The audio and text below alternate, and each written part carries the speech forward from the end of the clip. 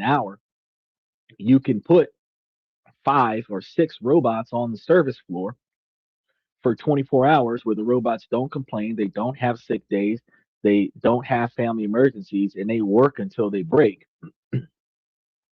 And they work at 1/24th the cost of a human because 1 hour of human labor is 1 day of mechanical work.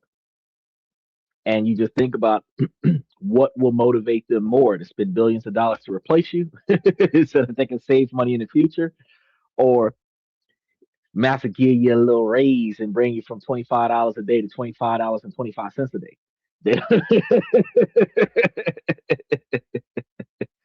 If you want something bad enough, you'll find a way to accomplish it. That is exactly true. That mentality stops at relationships. I don't know why. But truth be told, if whatever it is that you want in your life, that you want it that bad, you will do what it takes to get it. And sometimes a lot of people do the unethical version and try to steal it or procure it in unlawful and unethical practices. But we also know that that mentality can be instilled into your children so that people like Peacemaker, when you really want it, when you really want to get in there and get it, all it takes is for showing them other ways to get it. So it's not just come and ask daddy for it. I ain't giving you shit. You need to be able to figure out ways to legally get out there and go get whatever it is that you're trying to go get. You tell me what you want, I'll show you what you got to do to go get it. And one thing's for sure, it ain't gonna be OnlyFans or Backpage or Craigslist. So effort is going to have to result from the accomplishment. Now, if you're teaching your kids the right way to get out there and utilize their skills and their talents in order for them to make money and invest in the things that they want, and you teach them how to prioritize the things that they need over the things that they want, they won't feel like they need desire. Irony, because people believe I need this desire. Then when they get what they desired, they no longer need it. And that is when they put themselves in a position. How you doing, Casey? What it do, bruh? Uh, that's when they realize that whatever it was that they desired wasn't really all that important. But they're not going to return it to the store. They're going to keep it. It's going to collect dust. It's going to get in the way. They're probably going to end up putting it in a closet. If it's something that they're proud of having, they might display it throughout the house and show it off to all their friends. Like you see those WWE fans that have like all of the replicas of WWE championships across the wall. Um, they might put it up there to display, but that's all it is. It's a display. It's a trophy. I got my desire. Look at it. There it is. And that's what they do. He said we had a great show. It's been 3 hours. You on a whole different ball game. You on a whole different ball game. We 17 minutes into the show, 3 hours later. I don't know. The show might last 3 hours. We got the capabilities today because I ain't got nothing to do for 6 hours. So we can run this bad boy for another two and a half. um, and we got a lot of people rolling in. If y'all are coming from Twitter or Twitch, this is a highly interactive podcast. But like you seen earlier, we got some young bucks in there. Uh, we have some young bucks in here in the comment section. So I ask you guys to keep the comments remotely clean. So while you don't have to agree with some of the topics that we're going to cover today, by all means, uh, you can voice your discontent. Just do it in an appropriate fashion. Um, let's not attack the messenger. That's all I ask you guys to do. You can disagree with the comments that people make, but you know, let's not attack the messenger here. Uh, Dylan, you said you were coming to the show because you wanted to talk to me today about some of the ways to make yourself some extra money outside of the business that you're in.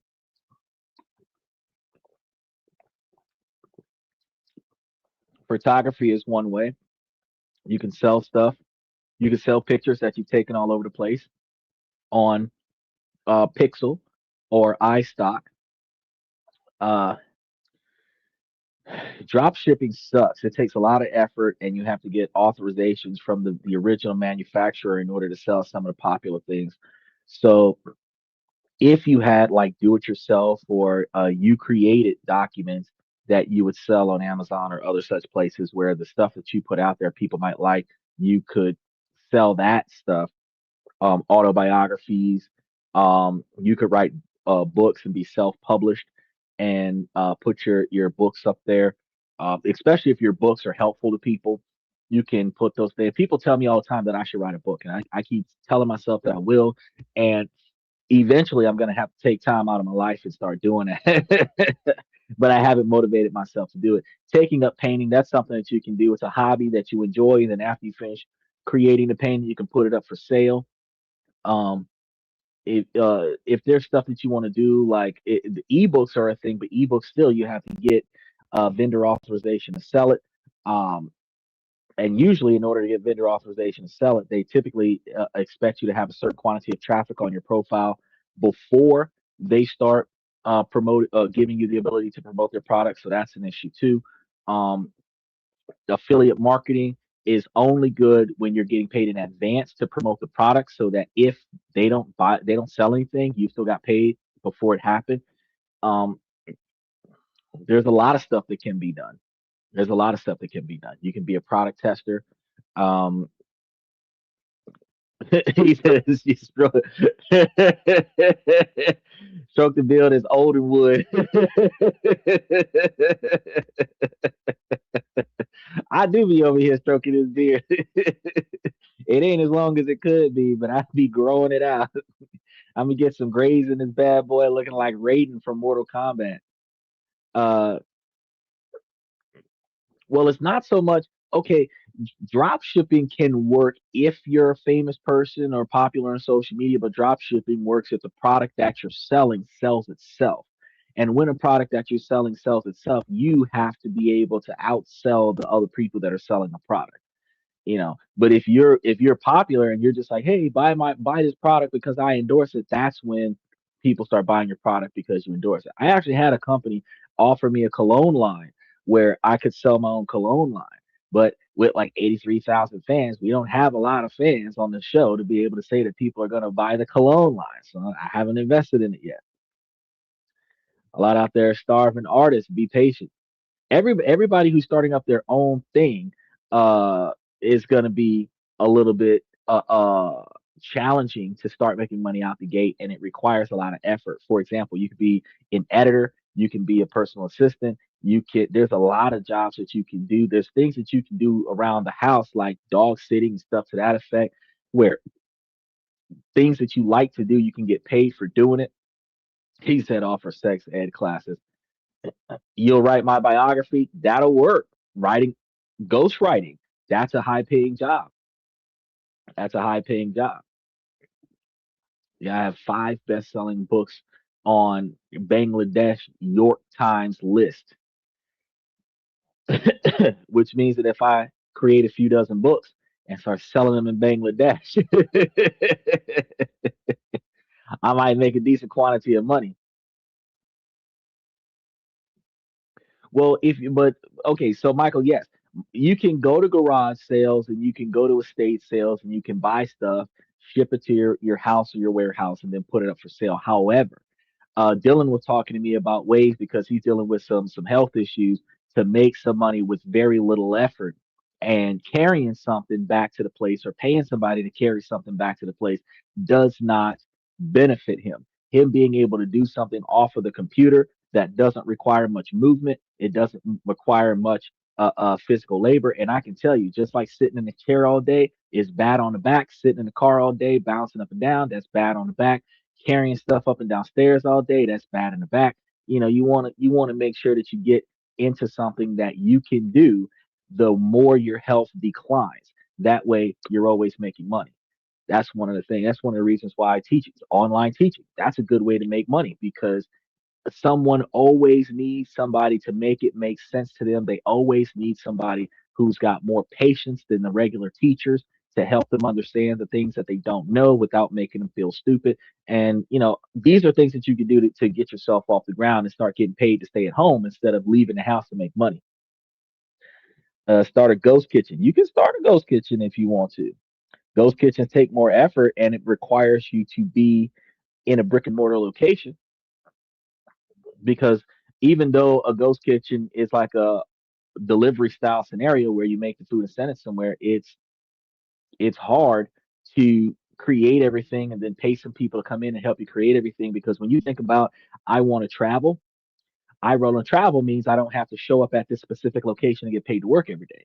Just like we were talking to Joel yesterday about how he has his own business and he works for himself and he's a handyman and he's got his work trucks and all this stuff, but he broke his foot. He only took off 2 weeks from work because he broke his foot and he has to go right back to work with a broken foot instead of letting himself stay at home for 18 months and let his foot heal. Now, finding other ways to make money so that while your foot's broke, you ain't got to go to work every day. That's the kind of stuff that needs to change. You know what I mean? We don't think about those things out the gate. There's plenty of side hustles out there, plenty of them. Red dot on your forehead, be the author. Put a red dot on your forehead, be the author. Uh, Dylan is he's probably a little bit younger than me, I think. Because I know you're like 71 and I'm 41. I think Dylan's probably younger than me. I'm more than sure. So maybe we could start a steamer house. I always thought about one of those, like a bathhouse kind of thing, especially for the ladies. That way, when the steamer doesn't work right, I can go in there and help fix their pipes. You keep saying that drone delivery service, but somebody has to operate the drones. He said, broken foot, walk it off. Yeah, see, Dylan says he's 21. Young Bucks. Young Bucks. All right, let's go ahead and get started with the first wild comment that we've got for the day. It said bathhouse is another name for it. Yeah, a bathhouse or a steamer or a sauna or something like that where we can he said 20 plus a few. She's 18 plus a few. Either way. As long as she's not 21 minus a few.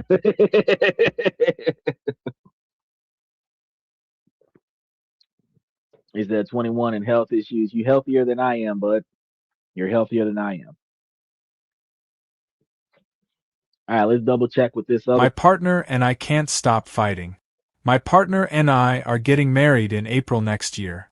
Wedding planning, uni and work at the same time isn't easy, not to mention we are planning to move in together after marriage, so I also have that to figure out, apartment hunting, furniture shopping and all that. I've noticed that every day we fight about many things and it's been getting more and more ridiculous. Just a little bit ago we argued about what our wedding invitations are going to look like. Everything he says is infuriating me and vice versa. Advice? I think that's the one that we had left off on last My week, so we're going to girlfriend continue. said she is tired of wasting her time with me. My girlfriend told me that she is tired of wasting time, that she really wants me to be the one, but that my inaction bothers her, and she doesn't want to waste any more time. Meanwhile, I am finishing my engineering degree and trying to get training whenever I can, all so that we can have a peaceful life and not have to deal with minimum wage. In the end, I feel like none of my actions are enough for her. Maybe I should do more.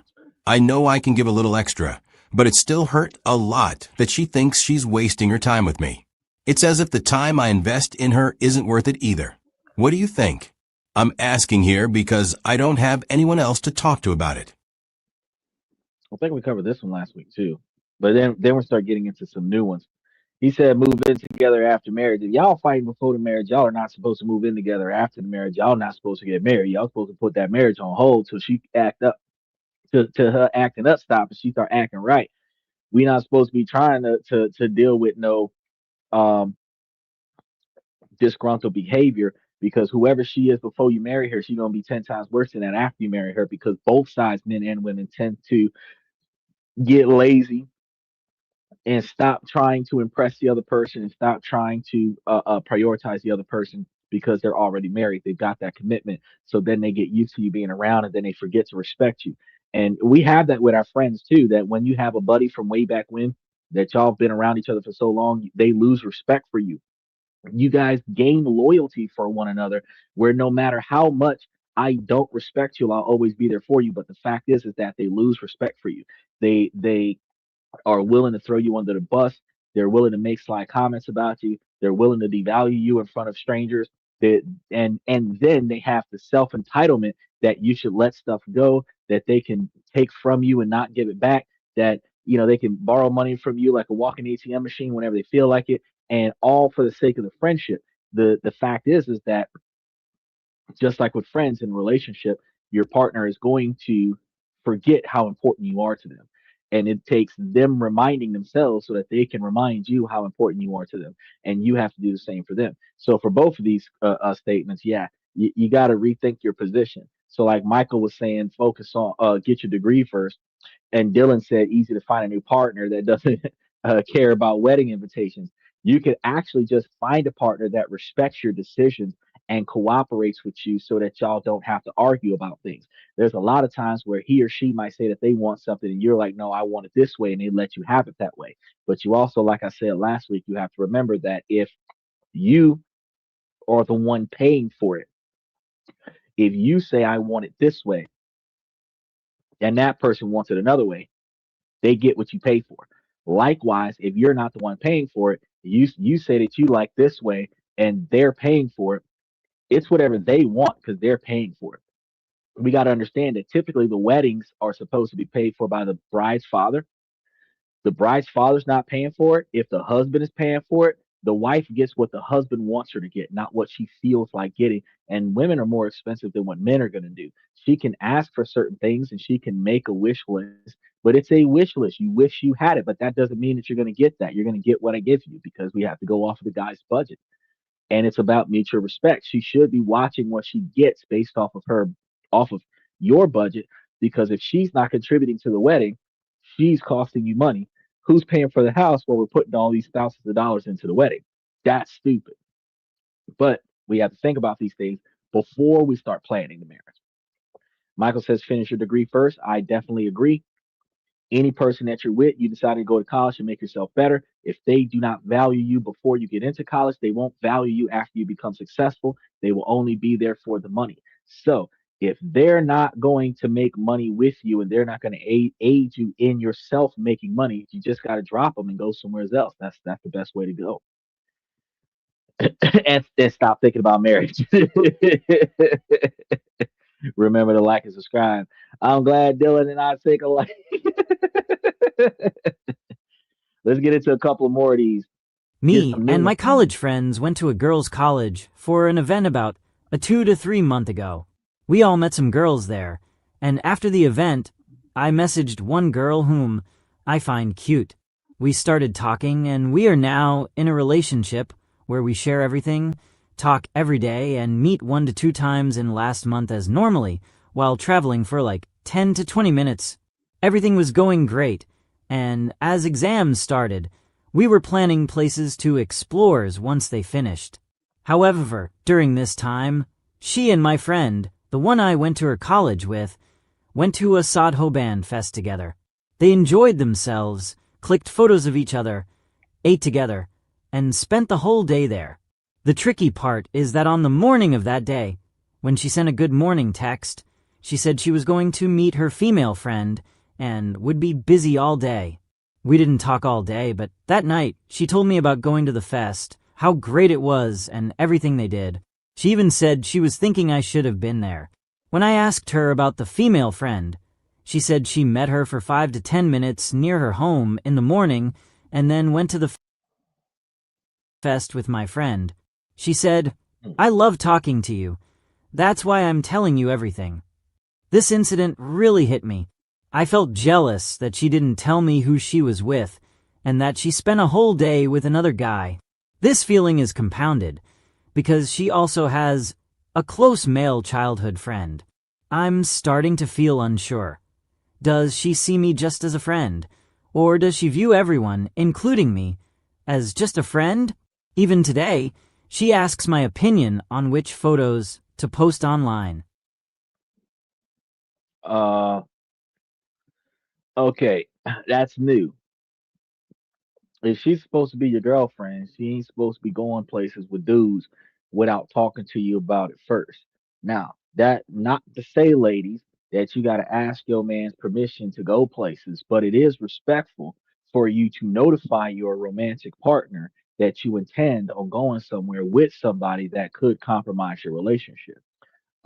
It is mutual respect because if a man was going to a strip club with his bros, the woman would want to know where you're going, and she would want to uh comment on as to whether or not she's comfortable with you going. Some women would be like, "Yeah, sure, have fun with your bros." Some women would be like, "No, anywhere but a strip club."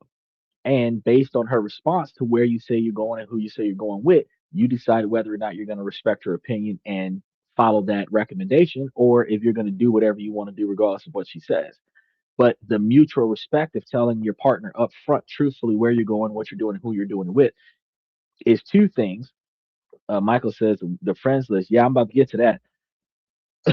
And Dylan said, I suggest eating hot wings for charity. That's eating the hot wings in front of people who can't eat food for charity. That's mean.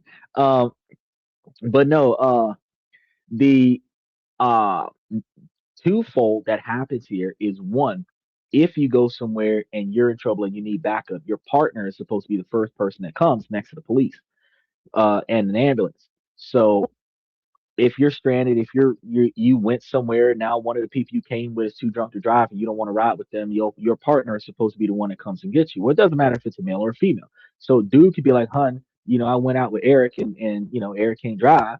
This ain't my car. He's trying to drive home. You come get me, so I ain't gotta drive." Now I know modern 2025, everybody's gonna say, "Well, just catch an Uber back."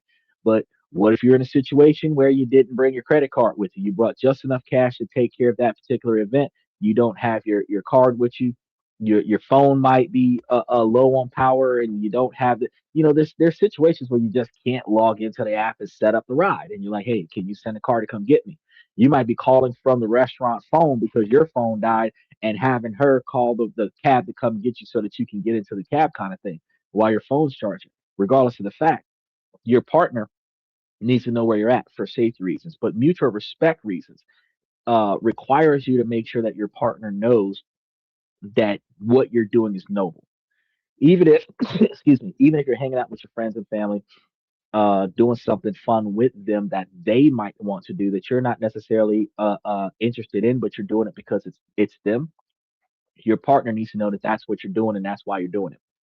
So when she goes out to an adventure with his friend, she lied to him and said that she was going with some girlfriends. And then after it was done and he found all the pictures, now she's telling him that it was uh, his friend that's out there that she went with, and her friend only saw her 10 minutes before she left.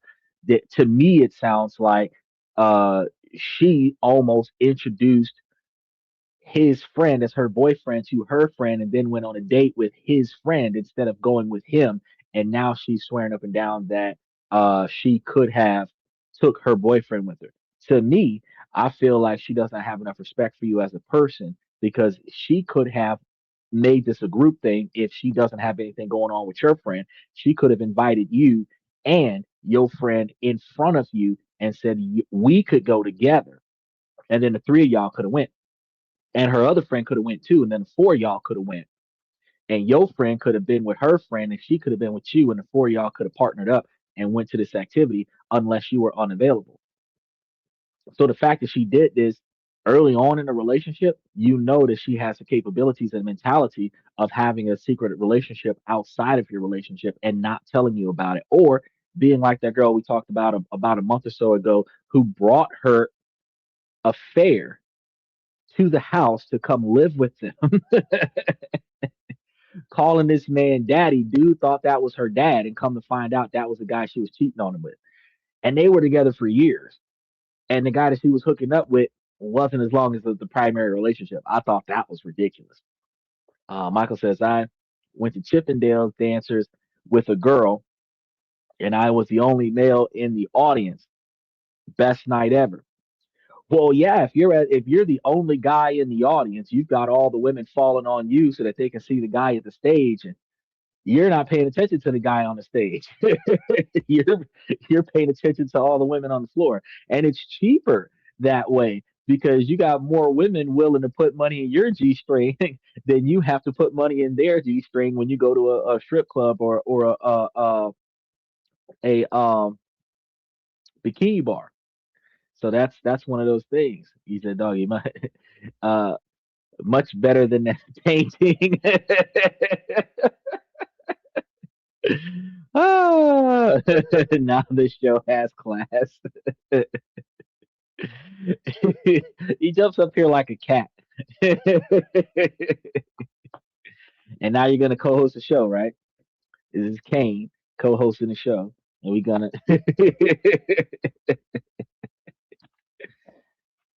and for some reason he thinks that he's gonna get my attention by tapping me on the shoulder. No, that's not how we do it. No. All right, let's get the next comment going. Hello everyone. I need some help interpreting my situation. For context, my girlfriend, 22, and I, 21, have dated in person for the first 2 months, and the last 6 months have been long distance. Breakup. The main issue is that a couple weeks ago, I revealed to her something about my past when I was 14. She broke up with me then, saying that it was scary that she had dated someone like me, and a bunch of other things too.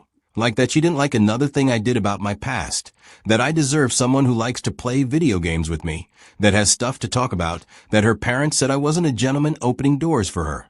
In my defense, my girlfriend has told me she doesn't like me paying the bill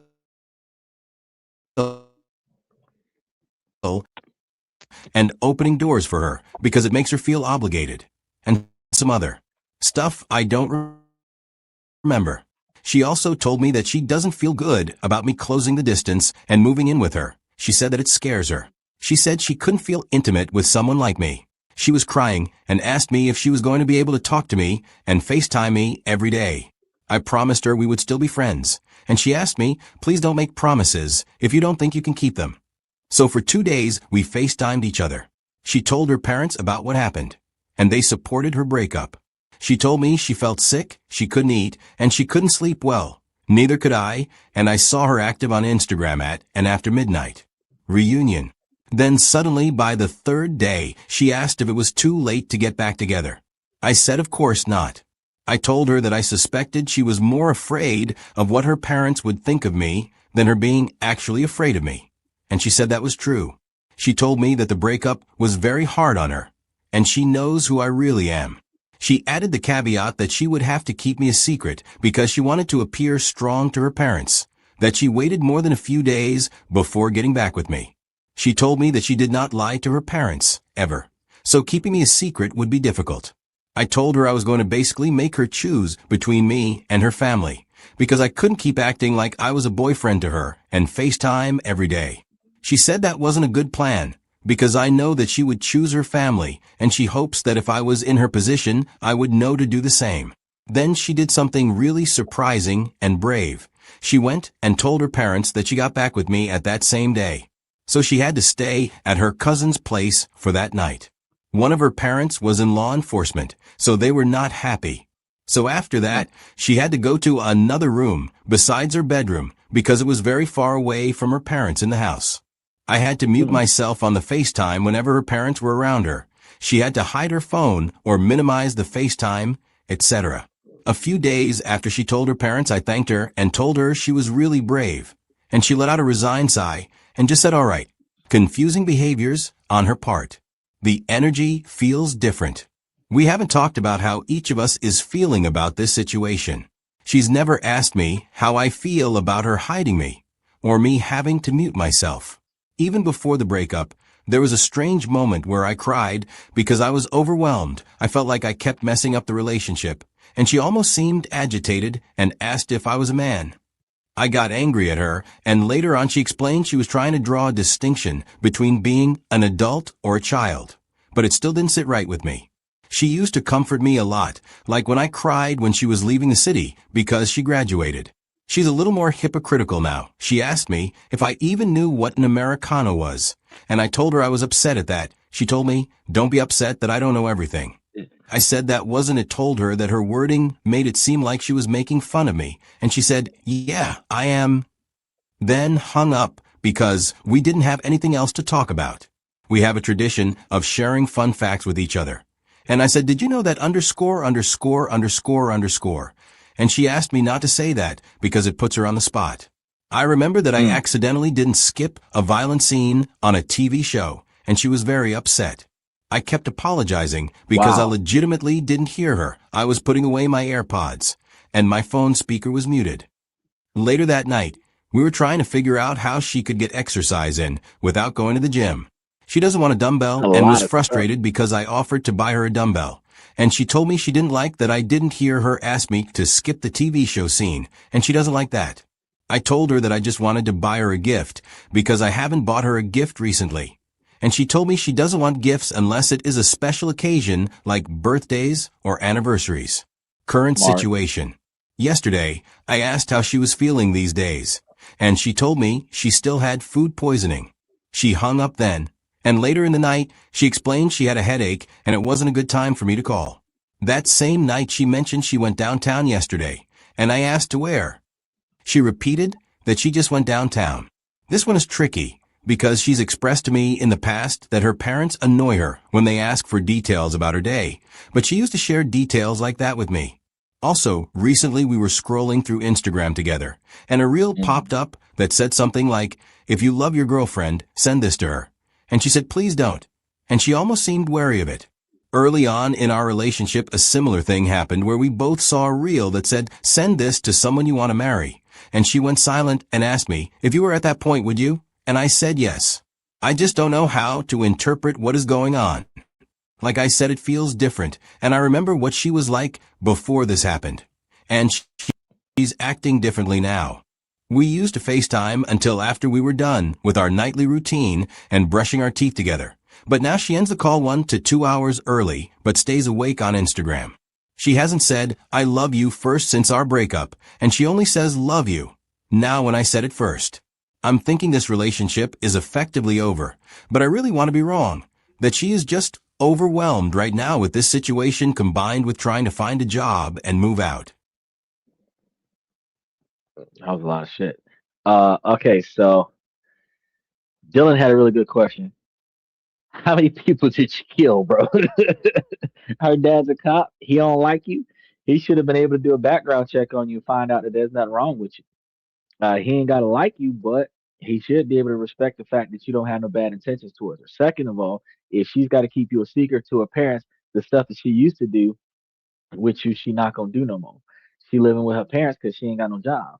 So you have to stay a secret. So her difference in behavior when she know that they're um tiptoeing around you, you know, they're going to be eavesdropping on those conversations, and she can't say and do certain things that she used to say and do. Now, when it comes down to the Netflix thing, women are going to be that way.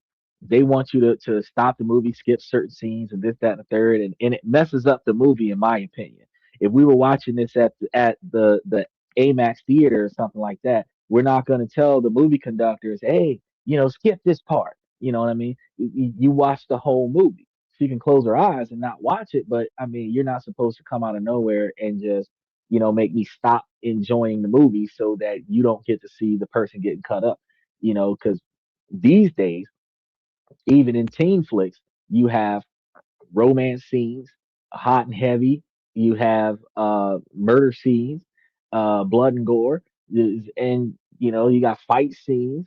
You got some scenes that are racist, that are gender biased, that are sexist, that are discriminatory towards a lot of the times homosexuality. So you're not going to skip all of the parts that make people uncomfortable. You just look away until the part is over, and then it's finished the dang movie. But she gonna be pissed off because you didn't do what she said at the drop of the hat. Now, how many times has she done what you said at the drop of a hat?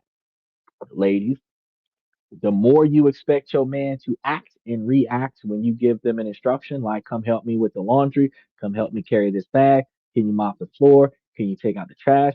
The speed that you want me to jump on your request is the speed at which you are supposed to jump on your man's request, because what y'all don't realize is that in these relationships, these females will test their authority in the relationship by making you do something at the drop of a hat. And if you don't, they blow up on you.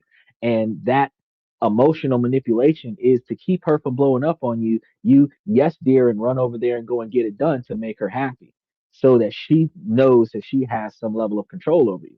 But the fact is that if you were to tell her not to do certain things, she's not gonna yes dear and just do whatever you say do, because she feels like she should be a free person. Mutual respect requires that if you want your partner to obey to your reasonable request in an expedited fashion, then you should be able to obey your partner's request on an expedited fashion, because you cannot treat your partner a way that you don't want your partner to treat you, and you cannot expect from your partner what you're not willing to give your partner. So, with all that being said, Michael said she already had a dumbbell. It was you.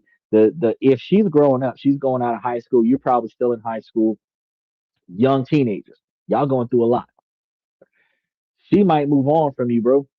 Um, and it is what it is, because y'all might have been like hot and heavy when y'all were teenagers, 14, 15, 16 years old, but then 17, 18, 19 years old, and she's going off to college.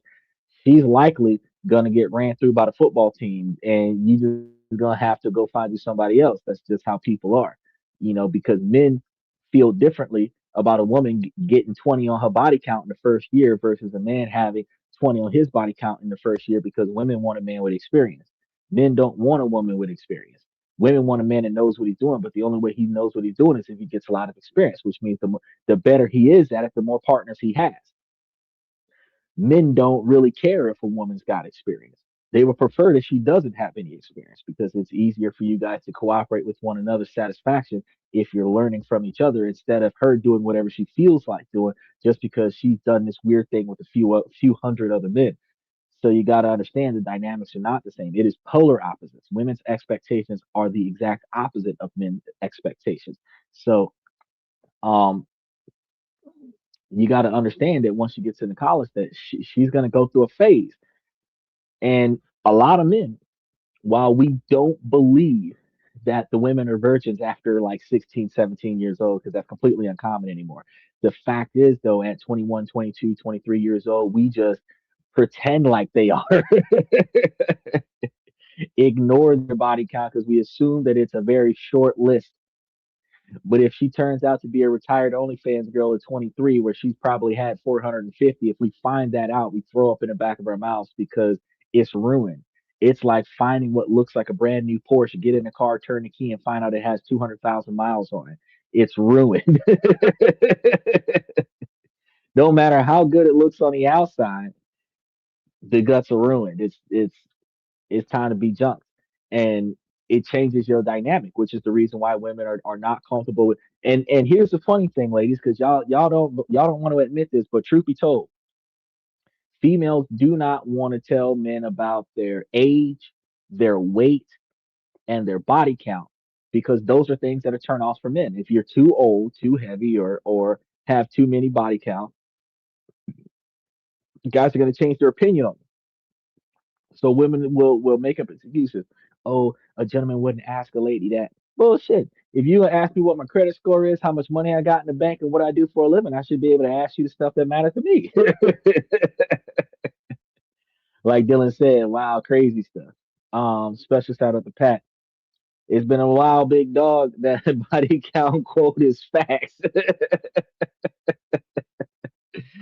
It's real. It's real. We don't pay attention to it, but women will use that as a dynamic to go out there and be a hoe. They'll say, "Oh, well, why y'all can stack up bodies and blah blah blah, but we can't?" Well, because we want a woman that don't know what she's doing. We don't want a woman that knows what she's doing. Women want a man that knows what he's doing. A guy that doesn't know what he's doing and finish early, oh, she gonna mock him and make him feel bad.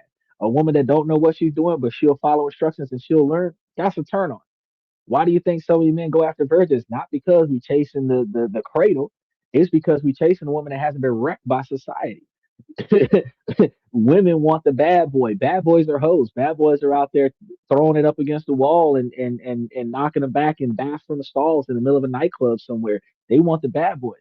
They're not looking for the dorky guy that never had a girlfriend, never had his first kiss, never had a physical interaction, and the only entertainment he ever had in his life is reading comic books in the quiet section of the library. How is there a fucking quiet section in the library that's quieter than the damn library? But this guy found it. You're not looking for that guy. You see what I'm saying?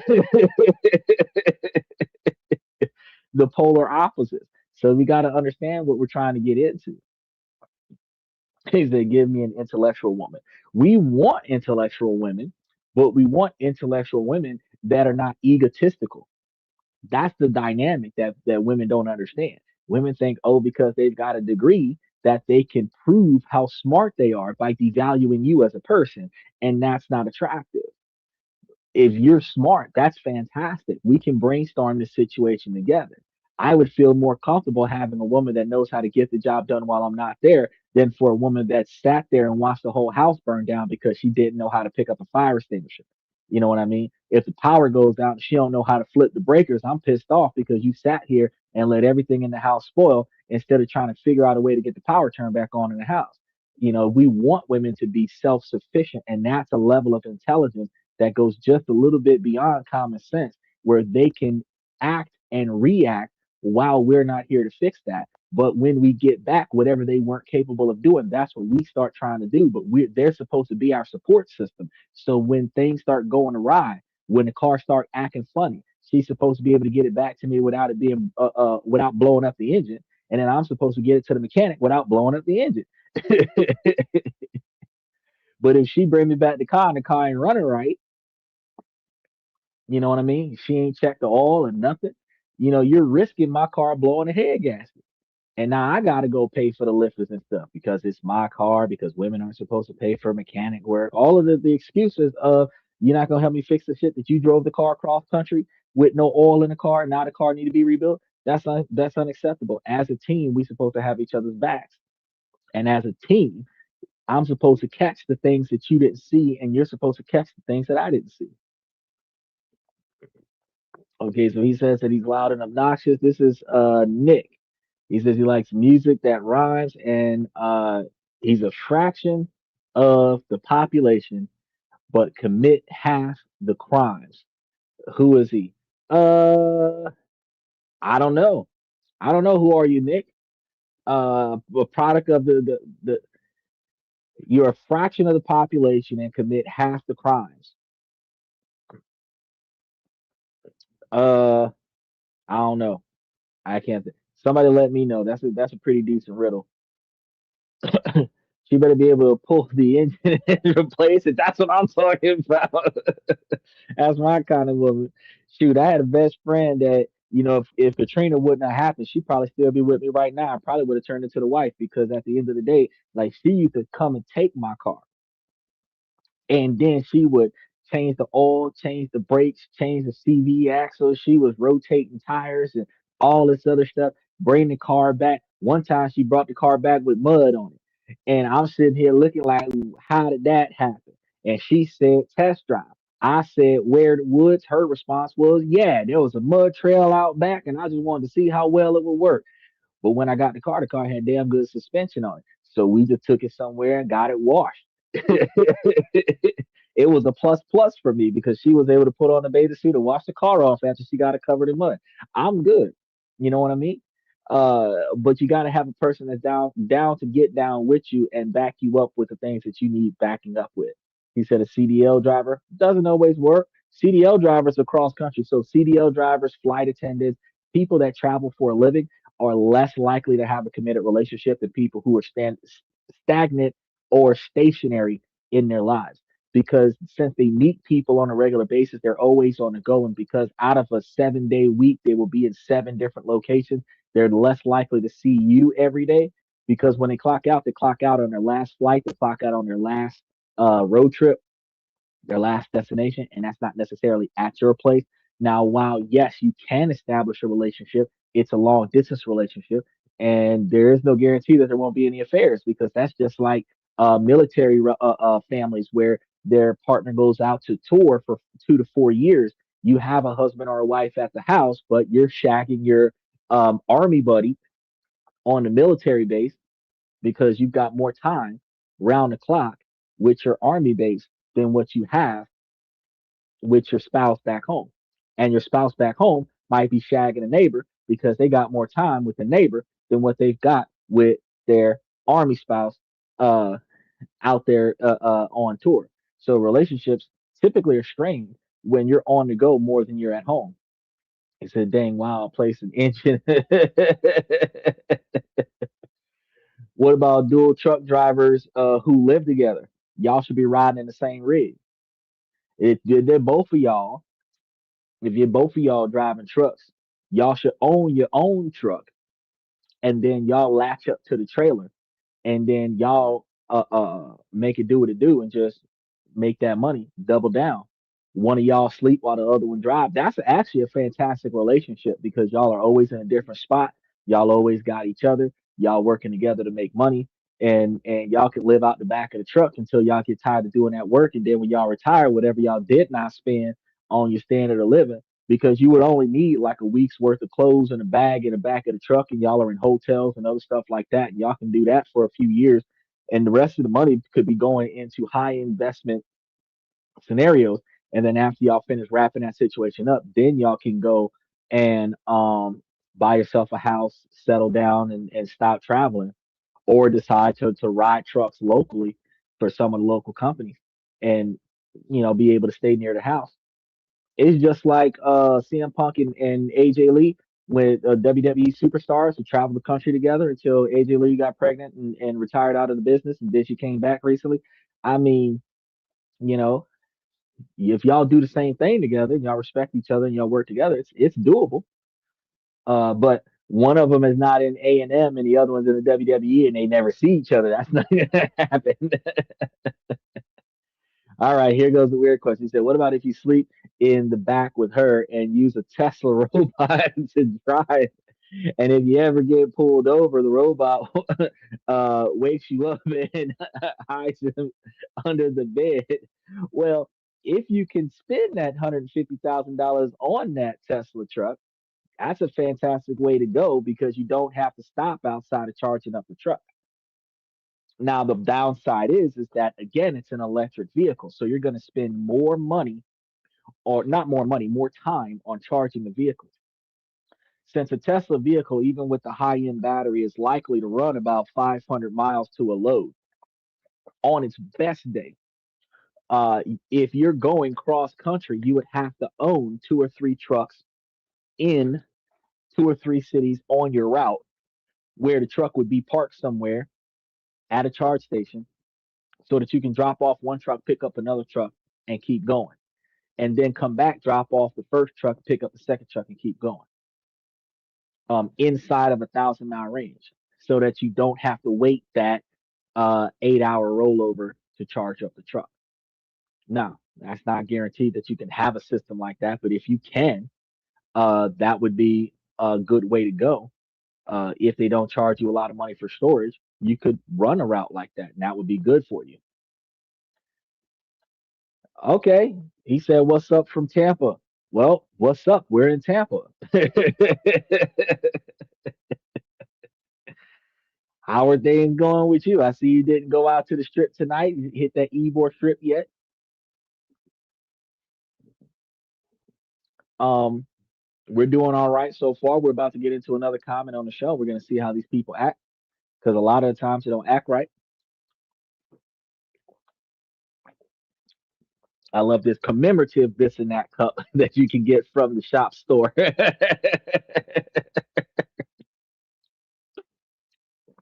Oh, speaking of, I got the link. I got to get it for y'all and put it up for tomorrow's show. So the book is available on Amazon, and I got the link for the bodaciously true and totally awesome story from Chris Arquette. And actually, this one is $19.99 a book, I do believe, that you'll be able to pick it up. So I'm gonna be getting that, putting a link onto the show, and then throwing a link into the comment section of the other show so that you guys can be able to go and pick it up if you're interested in reading the book. Uh, He said for a limited time. No, you talk about them Trump shoes for a limited time, $199.99. You talk about them Trump shoes. That fad came and went so quick. They were selling them Trump shoes for $9,000 a pair, and then after a while, we stopped hearing about them Trump shoes with the Confederate flag on them. I don't even think they still in circulation. I think they only made like 1,000 or 2,000 pairs of them, and that was it. That was it. Limited edition. All right, let's touch base on the next one. I don't even know where to start. Growing up, my sister has always copied everything I do. If I got into a band, suddenly she was their biggest fan the next day. If I bought a bag, she needed to wear it too. I used to ignore it and brush it off as annoying sibling stuff, but it has escalated into something way more intrusive and honestly unsettling. Back in middle school, she literally stole my crush, dated them, and rubbed it in my face that they chose her instead of me. We were kids, so I eventually let it go. I thought that would be the peak of it, but apparently not. Recently, I had a huge falling out with my best friend of 10 years. We completely cut ties. And what does my sister do? She clings on to my ex-best friend and becomes closer to her than ever. They hang out constantly, and my ex-BFF literally comes to my doorstep to pick her up. She would even come and tell me all the updates even though I told her not to because my wound is still fresh, but she still crosses this boundary. I tried to be mature and tell myself I'm not entitled to my sister's loyalty and that my ex-BFF was her friend too. But today was my final fucking straw. I found Mm. out she put my boyfriend's nationality in her bio, despite having absolutely zero connection to that country. It creeped me the hell out. And there's more. She always acts shocked and envious whenever my boyfriend gives me flowers or food, making comments like, "I'm happy for you, but I don't understand why no one ever treats me like this." She even followed my boyfriend from my little sister's Instagram, then laughed it off as an accident. At this point, I genuinely don't know how to deal with her. It feels like nothing in my life is actually mine. She inserts herself into every relationship, every interest, every part of my identity. My boyfriend slept with Uh, someone before we were. Hold on. She about to, this one about to go in. I'm gonna have to back it up on that one. Put it back like 2 or 3 seconds. Like 35, 35. It's a 40. There we go. 35. We gonna hit that one. He said, "We'll try to dig a big hole in the backyard and invite her over for tea and cookie." That's your sister. That ain't her best friend.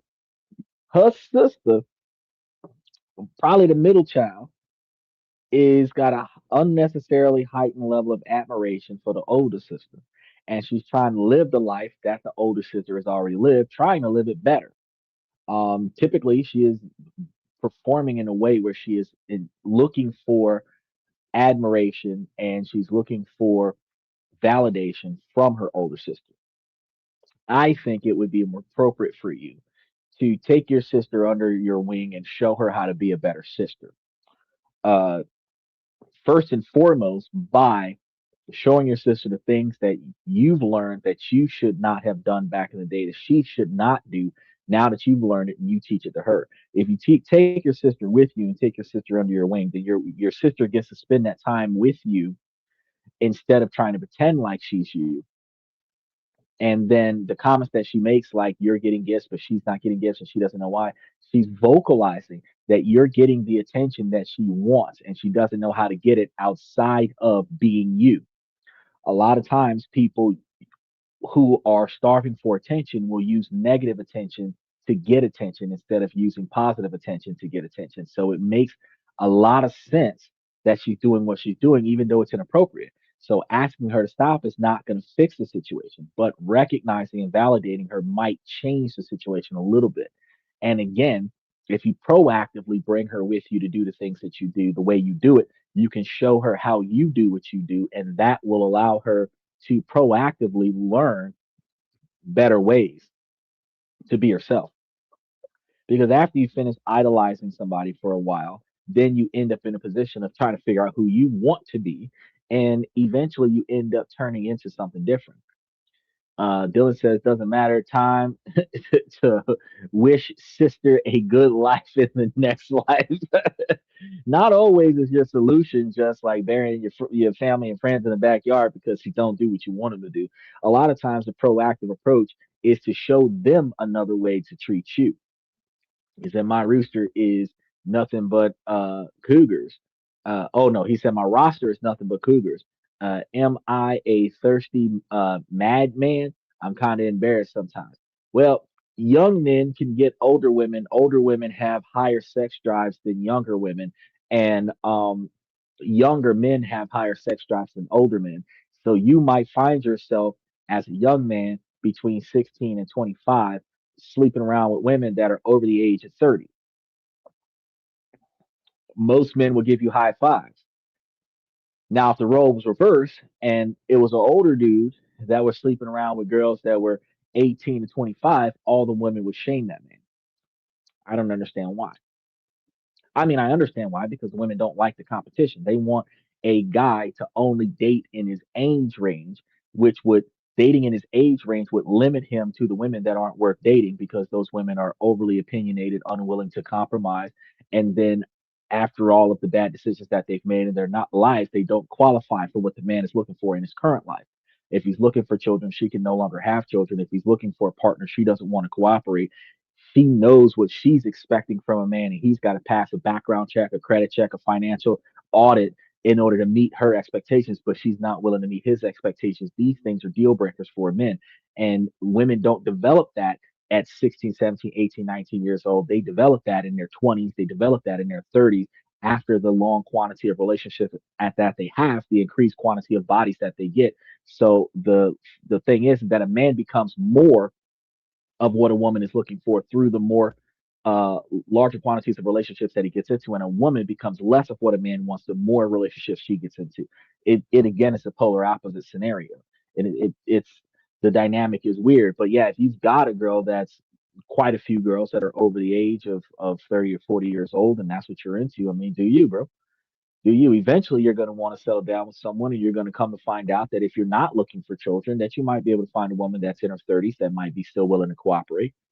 But you might find that you might find that cooperation with somebody that's a lot younger than 25, between 18 and 23, so that that person can grow with you. But that's not likely the case. When you're trying to find those women that are 45 and 50, because they've been there, they've done that, they don't want to do it again. So they're not trying to raise a man, they want the finished product. And these are issues that people don't know what's going on. I think we only got one or two more comments there. He said maybe it's not the correct thing to do, but that's a terrible advice. You got to run your fades better, bro. You like them older? All right. He said, after 1950, I'm out. 1950, they shouldn't have a pulse no more. He's having grandma issues.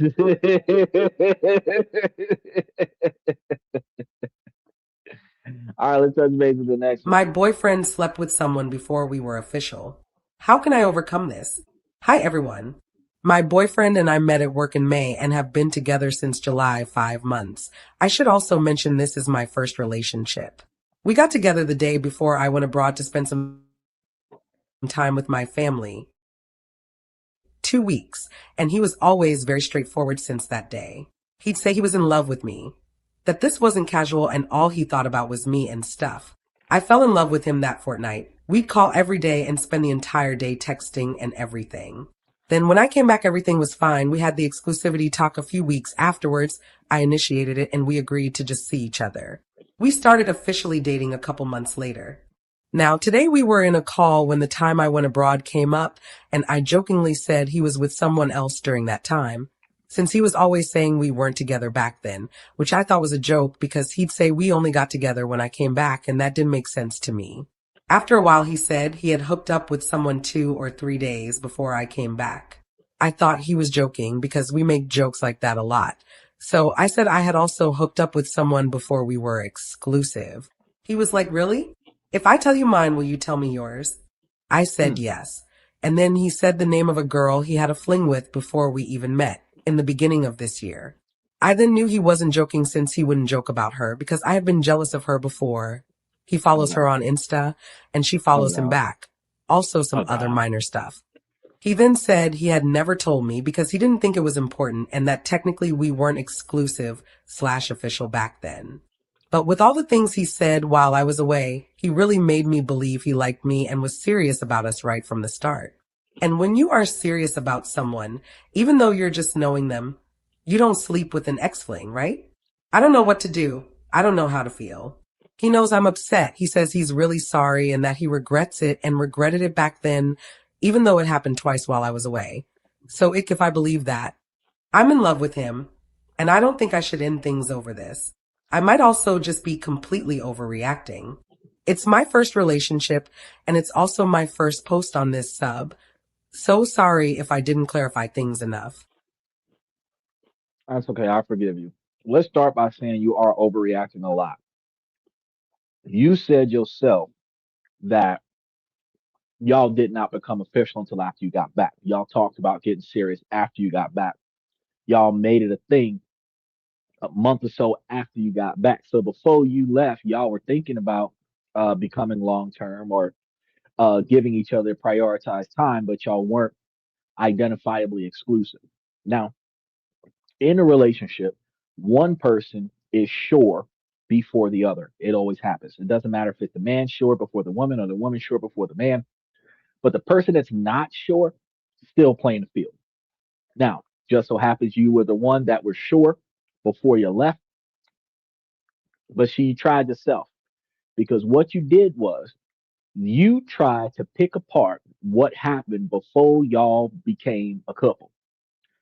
What he do and who he do it to got nothing to do with you before you acknowledge that y'all are going to be exclusive from today's agreement going forward. If y'all were seeing one another, if y'all were hanging out with one another before this exclusive date, whatever happened before that date got nothing to do with you.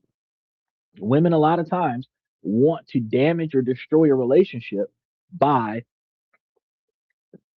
interrogating a man about actions and behaviors that occurred months and even years before the relationship started, comparing yourself to the past. Your future with this person is not his past, but you will be in his past very quickly if you dwell on his past. Now, I know women feel like, oh, well, if you love somebody, you shouldn't cheat. But truth be told, a woman will have an emotional connection with 5 or 7 guys and not consider that cheating. A man would consider that cheating. It's a form of emotional cheating. But a man typically can have strong emotional feelings with a woman that he will lay his life down for and then still have lustful physical connection with another woman. Now, the difference is going to be is that a man knows which woman he wants when the woman that he's sleeping with don't feel right. But he's already sleeping with her. He might have slept with her twice just to make sure that he felt the way he felt. That empty feeling inside, like this was just an activity, that lets him know that the person he slept with twice is not the woman he wants. Now, women don't feel like that's fair, but ladies, at the same time, y'all are gonna think that the person that you bonded with the most, the person that you have the most emotional connection with, that's the man that you want. The man you can't get off your mind. It's similar dynamics, polar opposite behavior patterns, but the thing is that you will find yourself in a position where the person that you want ends up being the only person that you can think about. So if this man is sleeping with this other girl twice, and each time he's sleeping with this other girl, he's thinking about you. You the one he wants. You ain't the one he's got, but you the one he wants. Men prefer to sleep with the woman they thinking about, but they ain't got no problem thinking about a woman that they're not sleeping with. Women are somewhat the same, but opposite. They have feelings for folks, but they would prefer to have feelings for folks that they're willing to sleep with. So while they might love you, if they're not physically attracted to you, they may keep you as a male best friend and go smash somebody else.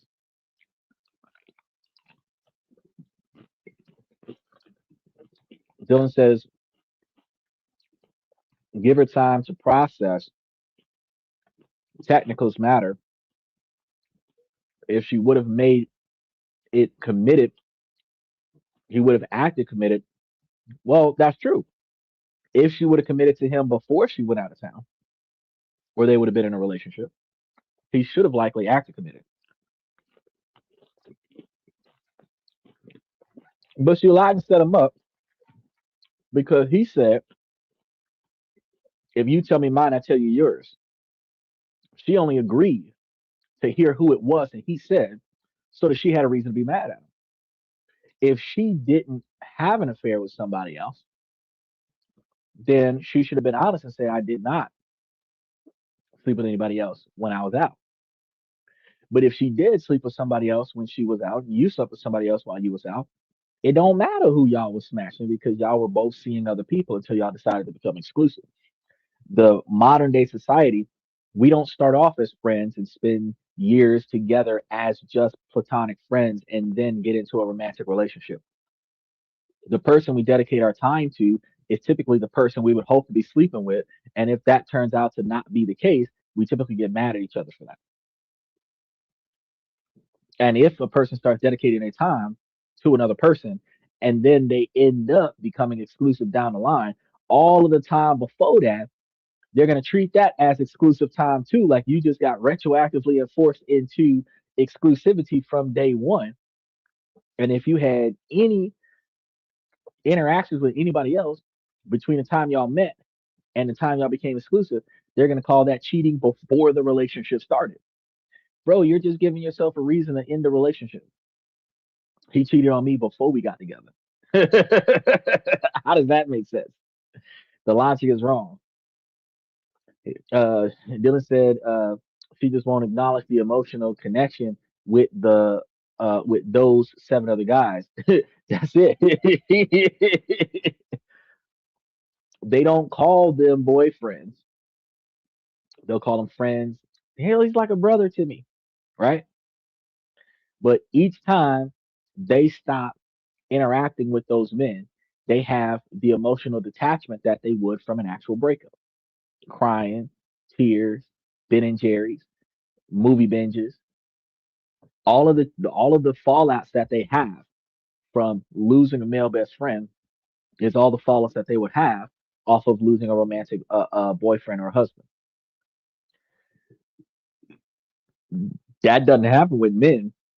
The chick he used to bang that's now banging somebody else, I don't even want it no more. You can have it. It's like drinking off my straw. I don't even want the drink no more. The drink is contaminated. I don't even care no more.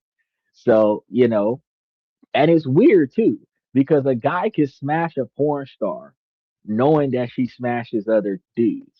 But a guy that territorially expects this girl to be exclusively the girl that he's smashing, that he's the only person smashing that. When he finds out that somebody else is smashing that too, she for the streets and he gonna leave her there. He's like, nope, that's okay. I thought this rental car was just mine, and now that I know that everybody else is renting this car, I don't want it anymore. That's how it is. So we're not gonna have that physical detachment anxiety where we're gonna be crying in our rooms and Ben and Jerry's and fight night forever because we found out that a chick that we was sleeping with casually it is sleeping with someone else casually, unless we have an emotional attachment to her. But with no emotional attachment to her, if my moment has passed, I have moved on already. I'm not trying to take a number and get back in line. Nobody wants to go back to the DMV to do this all over again. So, my advice to you, lady, is put it in your past. And my advice to all women: do not dig into your boyfriend's past within the 2 years before y'all became official. Because when you dig into your man's past, who is she? How did you used to treat her? How did you used to talk to her? This, that, and the third.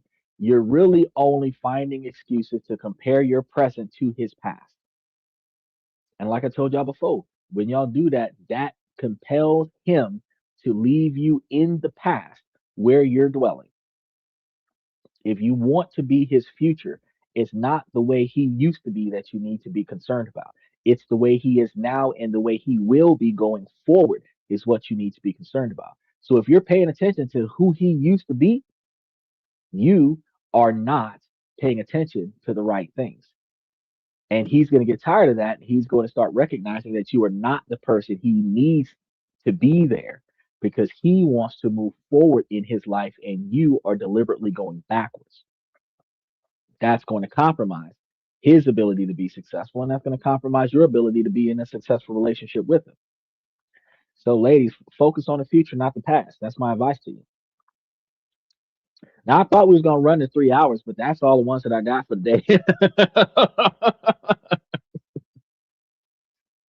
Sometimes our conversations last a lot longer. Sometimes we have a lot of jump ins that can go in on some other stuff, but that's all we had for today.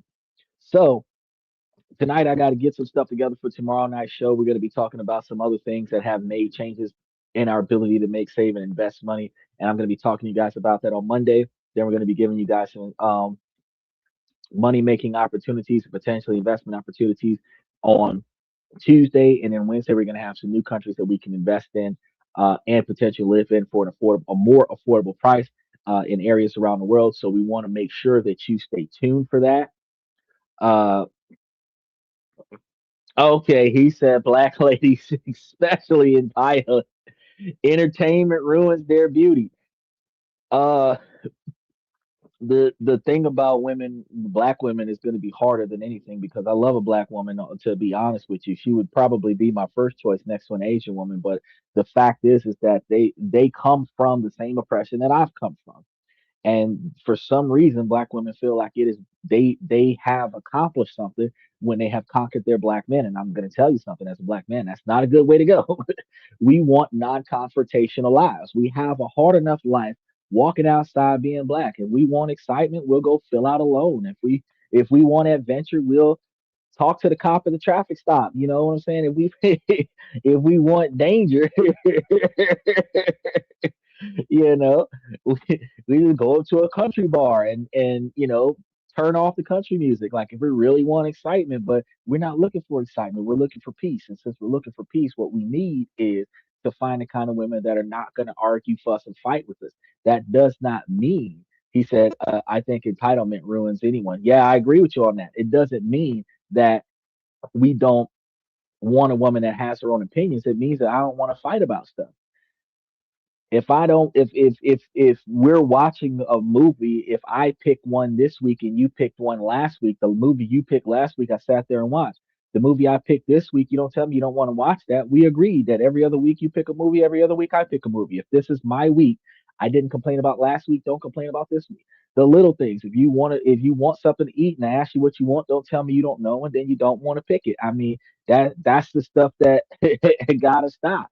You know, the if we're trying to collaborate as to how we're going to get this resolved, if something happens where the car breaks down, if I want to call a homeboy and get a tow truck and you want to do something different, you know, let's rationalize this in a way where it's going to work itself out because we don't need to be in a situation where I have to fight my partner and beat my partner so that I can then lead and protect my partner. That's not a good relationship on any sense of the scenario.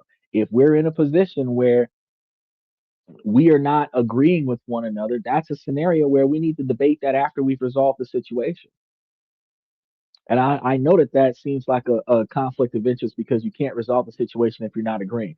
We need to have a reasonable understanding that at this moment we're going to get this done and then we're going to debate as to how we could have done it better because things typically happen more than once in a lifetime. If how we handled the car repair wasn't satisfactory to you, let's negotiate that next time, or let's negotiate it after we get it done because there's always going to be another time. If preventative maintenance could have made the situation better, let's start working on preventative maintenance. If we don't have an emergency fund, let's start having emergency funds. If you want to buy something on Amazon and I don't feel like you should be wasting money on that, let's start working on building you a fund so that you can start wasting money on that. If you have a discretionary fund account that allows you to buy stuff after a certain number of months of saving up money, you can go get whatever the hell you want to get. But we need to work together. If we're not working together, it's not going to work out. Because one of the first things that happens in a relationship, regardless of the race, is that when women and men argue with one another, women tend to devalue the man during the argument. And that's not something that's good for your relationship. It's not good if the men are devaluing the women in the relationship in an argument. If y'all can't talk about the issue, don't talk about it. But devaluing the person because an issue exists between the two of you, that destroys the relationship and it builds resentment. And other countries outside of the Western culture, the women are more likely to get the job done, uh, as opposed to arguing with you about how to get it done. And a lot of times, the only debate is she wants to get it done for you so that you can rest. And I don't mind that. I am not gonna argue with that shit. If you want to take over, if you want to run this ship, then damn it, I'm gonna sit over here and I'm gonna play me some damn GTA 6 and I'm gonna let you handle the situation. I'm not trying to overwork myself trying to prove to be the alpha man. I am more than satisfied with being the Sigma man that made more accomplishments with far less effort. I do not have to conquer the world to be the biggest dog on my block. Okay. I do not have to conquer the universe to be the best man in my country. I do not have to overachieve in society's expectations to be valued by my network. I have to do enough to satisfy my expectations and be enough to be satisfiable to my network. And as I improve my network, I improve myself. Either there are a lot of comedy clubs in Tampa area. I wonder why. Well, there ain't that many places to go to shake you behind. So we're gonna start there. And a lot of times we reach a certain age where shaking your behind is not good because even the women throw their back out. We go to comedy clubs, we go to karaoke nights, we go to, places where we can just sit down and stop moving because we hurt, we tired. So we can go somewhere and get a laugh in. But for the most part, we're looking for entertainment with very little effort. Because going out to a club and dancing requires a lot of physical movement, and a lot of times you're not going out there for all that. It's a lot of loud noise. You don't have the ability to communicate with the person you're going with, so you're not focusing on yourself. You're focusing on the environment, and after a while, you just really want to go take a nap. How many of us really want to go out to a nightclub and dance all night? We'd have been on our feet all damn day. We don't want to be on our feet for the rest of the night either. We want to sit somewhere, drink a couple brewskis, couple glasses of Merlot, maybe some sex on the beach, or throw a comfortable screw against the wall. Get us a little drink in and just relax. Some of us wanted to sit there and smoke something and watch this other guy entertain us. And we also have scenarios where we're too lazy to leave the house to go to an actual comedy show in person. We actually spend more time watching comedy shows on Netflix at the house and chill because we reach an age where all this extra effort for a little bit of gratification, that dopamine is not going to get no higher with the quantity of cardio you're putting in at the nightclub. But if she grinding on your junk, you might be able to take it to the car in the back alleyway and make something happen. But that you could have had that same experience at the house and saved you some money, which is one of the reasons why social distancing has become a habit. Because the things we used to rush out into the street to do, we come to find out it's a little bit cheaper for us to do the exact same thing at the house. You can get your karaoke machine to last you 5 years. And then the stuff that you did at the karaoke bar, you could do it at the house for a fraction of the price. With Netflix out there now, the money you spent at the movie theater would be done at a fraction of the price. With the comedy shows and all that other stuff, you can watch that stuff for the fraction of the price. So For $24 a month, you can watch 100 comedy shows where we used to spend $20 a ticket for each comedy show. So think about it now. The life is changing, and we got to change with life. Okay. I like the movie theater too, especially the Cobb movie theater out in Western Chapel because I like going out there because they bring the food to you. I be sitting in the movie, I be having 3 plates of food there with two different drinks. It's like $200, $250 to go watch a movie, but I could have had the same experience at the house for $50. 75 if it was a 74-hour stay. I could have the same experience at the house. But being able to go somewhere and have somebody cater to me while I watch a movie in 3D, which is hard to do with these glasses. But go and watch a movie with 3D because this takes the distortion out of the thing, so it doesn't show 3D. It just shows polarized with the double lines on it.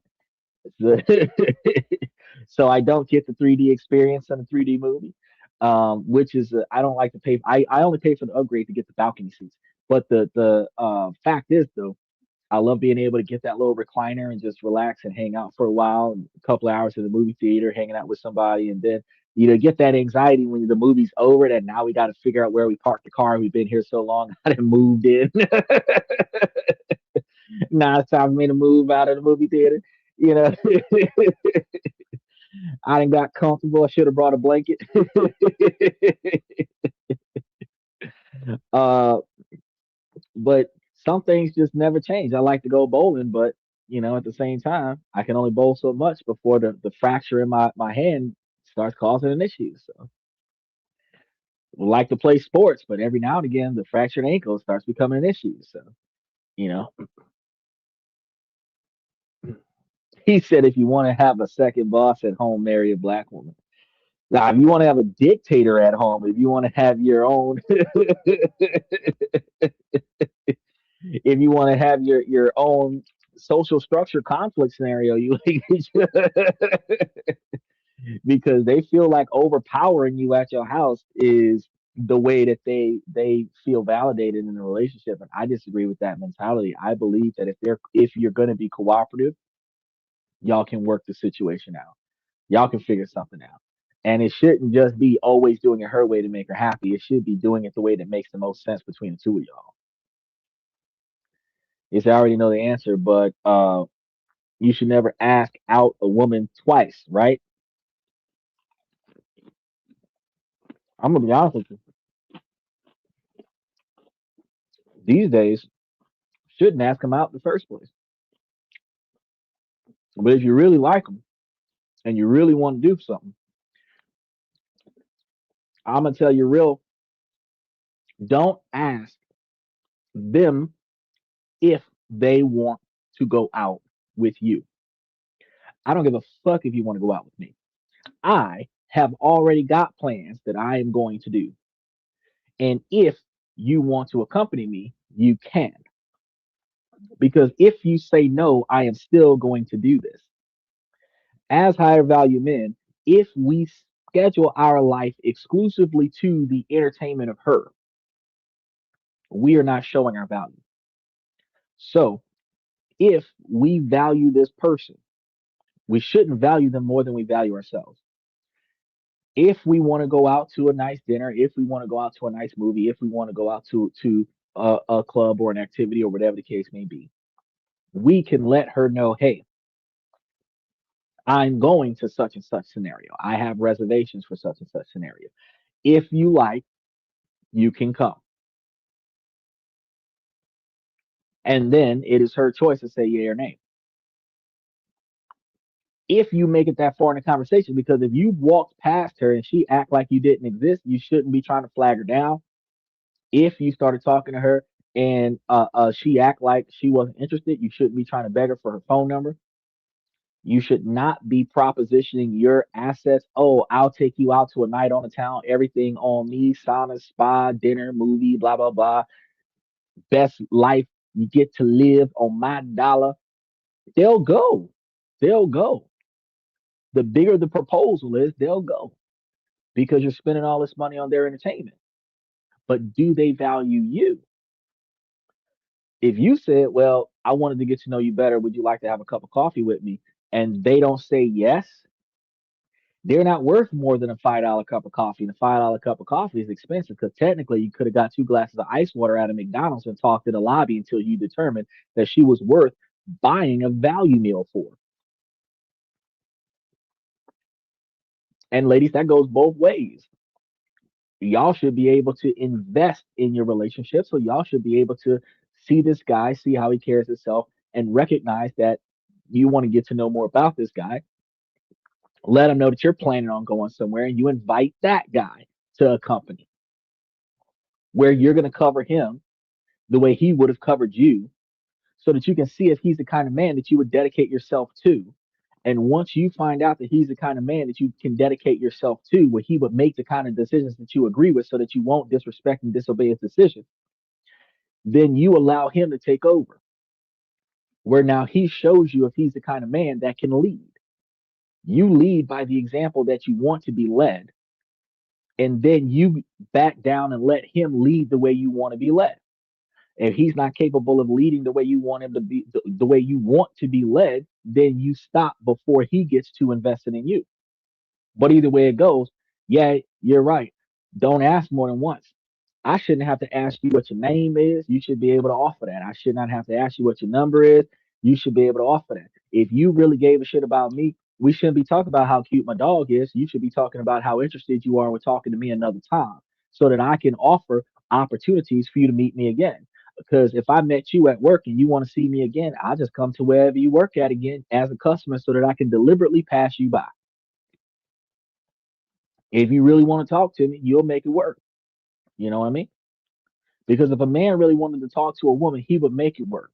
But women have made men so creepy in society where I can't come back to your job as a repeat customer so that I can get to know you on the clock without taking away from your money. I can't meet you at a public park. I can't meet you in other places. I have to get your consent to figure out who you are. But at the end of the day, you benefit from me. So this bullshit doesn't work out. If I am the one that is going to be paying for you for the rest of my life, I need to know what the fuck I'm paying for. And before I start spending money on it, I need to know that you're worth that. So, like Passport Bros, if I'm gonna spend $250,000 to, or not even like 25,000 to go to another country and go and find another one, when I go to that other country, they know when I touch down, the goal is to the goal is to go to that other country and then find a person that I'm going to bring back. So the communication with those individuals is I'm looking for that person that I'm going to bring back. And if I'm going to be there for a few months, if I'm going to be there for half a year, the goal is that when I leave, you're coming with me. So when you are ready to start setting this up to come with me, we're going to be getting your passport together. We're going to be getting your citizenship paperwork together. You're coming back with me. See what I'm saying? But I know what I'm looking for when I go out there.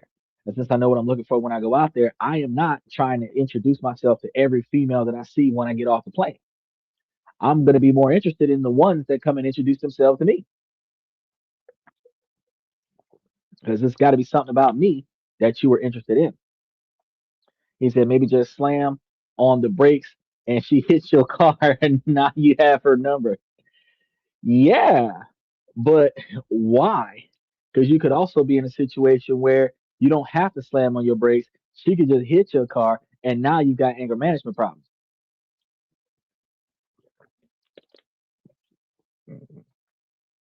He said Jesse Lee Peterson, who is the minister on YouTube, believes that all women are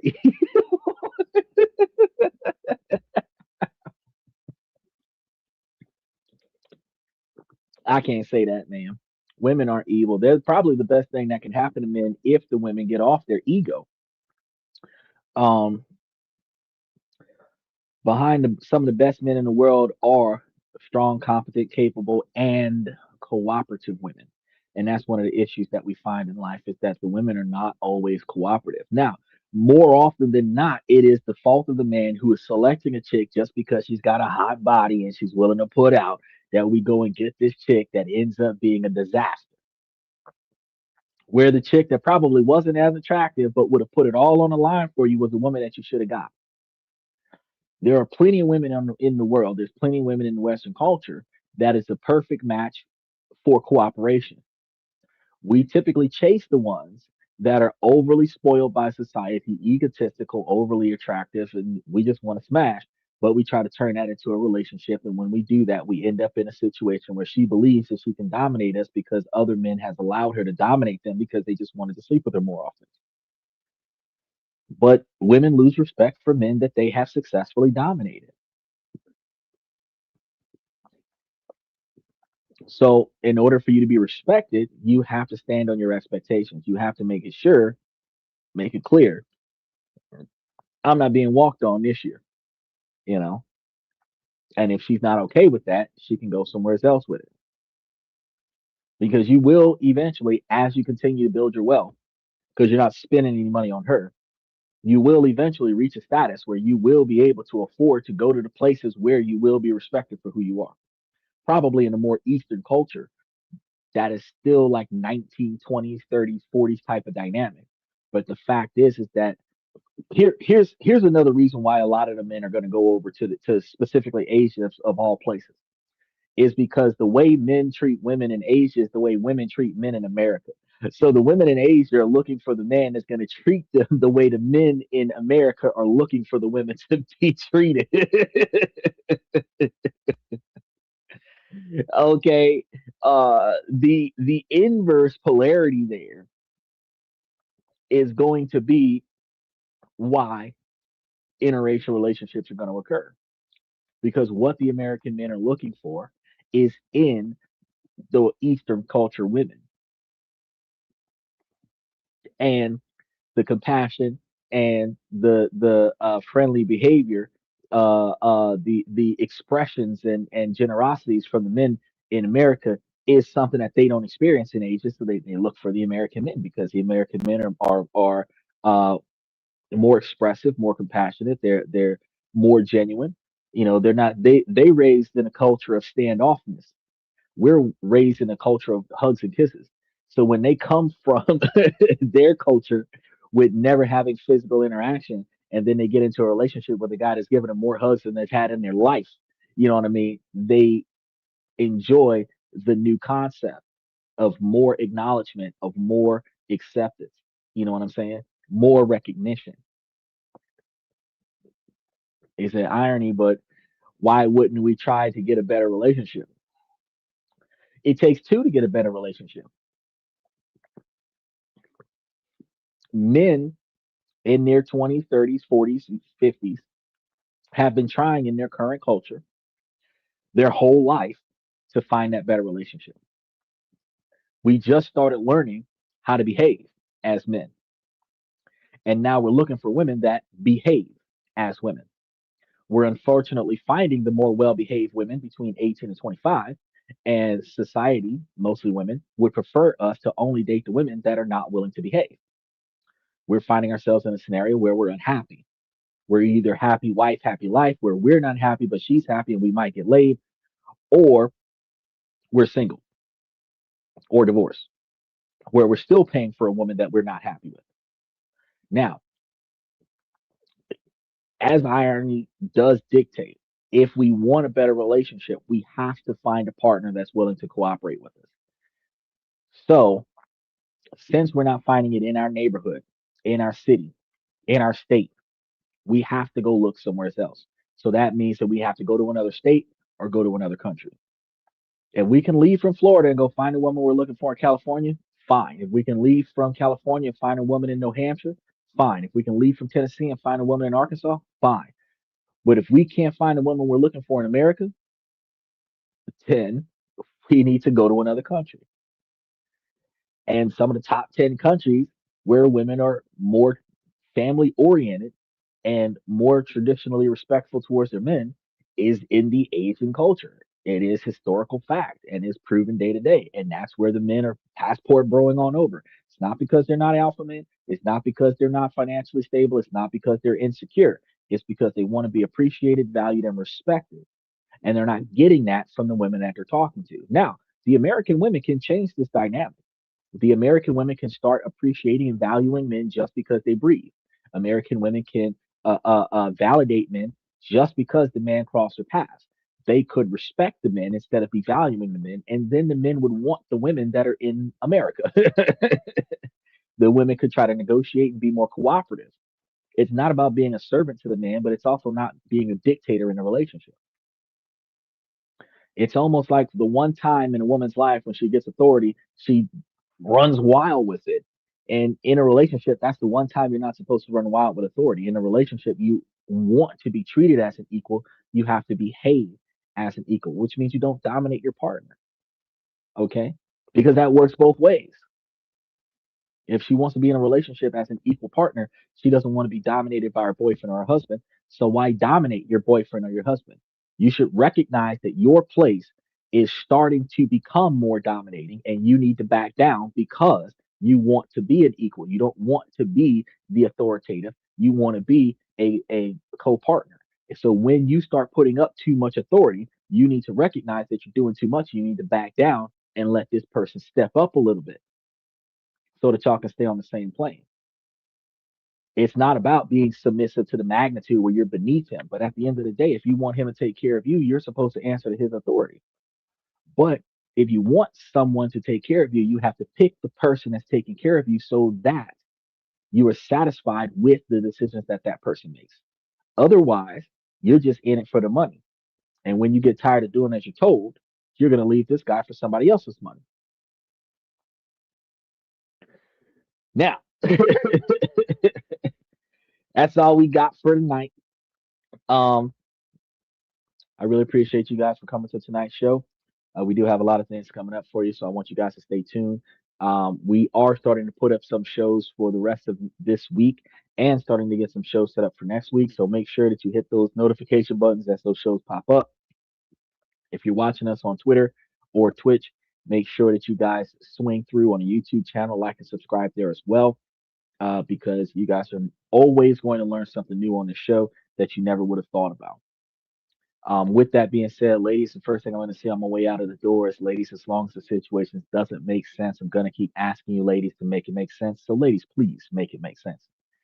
And then he says, wait.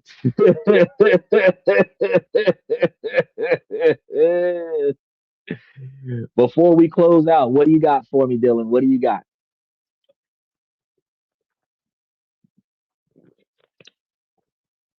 We didn't even get to ask any crazy questions. I was waiting for you to finish. Okay, he wants to ask me a couple crazy questions. So before I wrap things up, let me get a couple crazy questions, Dylan. He said, "Yo, Xander, I heard a joke." What's your joke, Pat?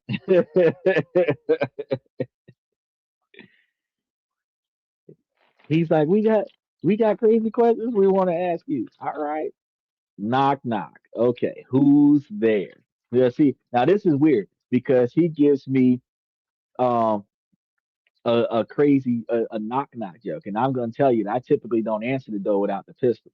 So, the appropriate response to a knock knock joke is it doesn't matter who's there. Jabroni.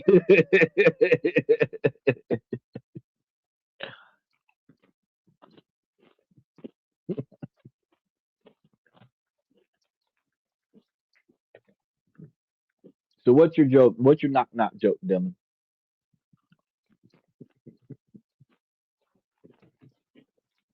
Are you gonna keep knocking on the door?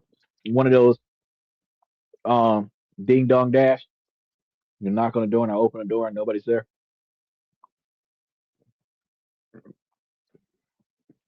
So if you went to the Philippines, what city do you think would be the best to visit if you could only stay 30 days? I ain't trying to visit for 30 days. I'm trying to visit for 9 months. I'm trying to visit for 12. Cebu is a good one to go to. Malena is a good one to go to. But those are the most popular ones that you hear about. There is one that starts with a D. I can't remember the name of it, but it is further south and it's pet friendly. And that's the reason why I know about it because I got a dog. I also found out that Filipino women love dogs. So, you know, if I was to go to the Philippines, I'm taking my dog. I'm not gonna leave my dog at home in a kennel or something like that. I'm gonna fly him in the seat next to me. We're gonna mosey on down. He asked the question, "Would you take your dog?" Of course, of course. When I travel with the family, so I would take the dog with me and take whoever else is in my house with me,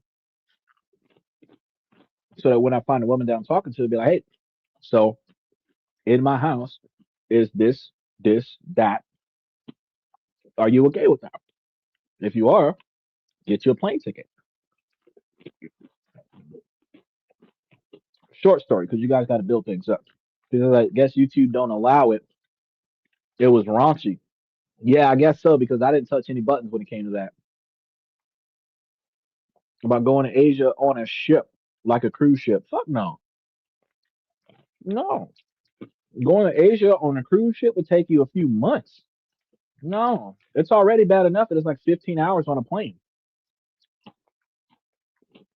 And that's if you don't have a connector flight. If you got to take a connector flight to Seattle and then fly, or take a connector flight to Tampa and then fly, oh, fuck all that shit. You'd be like 20 hours on a plane, 20, 25 hours on a plane. And if you spending a whole day on a plane, you know the dog gonna shit on the plane. Now you got to get diapers and all this other stuff. No, dogs don't need passports, but when you go to other countries, because you're carrying a dog, they are going to quarantine you with your dog for a couple weeks. And that's going to be another reason why I wouldn't go to the Philippines for just 30 days. Because if I went there for 30 days, I might be quarantined for between 3 days and 2 weeks before I'm allowed to get out there and go make it do what it do. So if I'm there for like 9 to 12 months, I can go do what I got to do the quarantine thing, and still have plenty of time to explore the environment.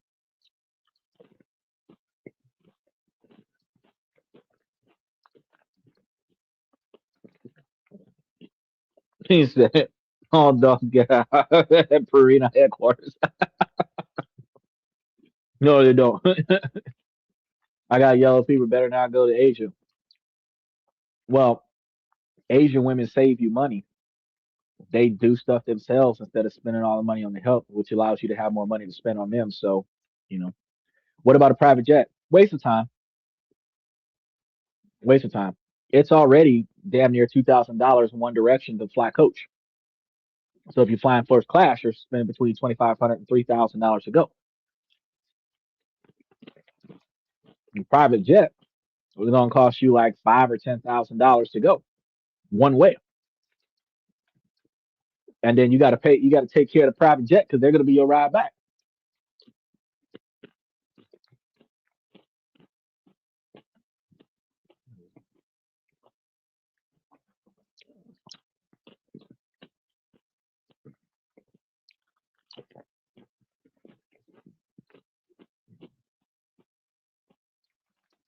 Is that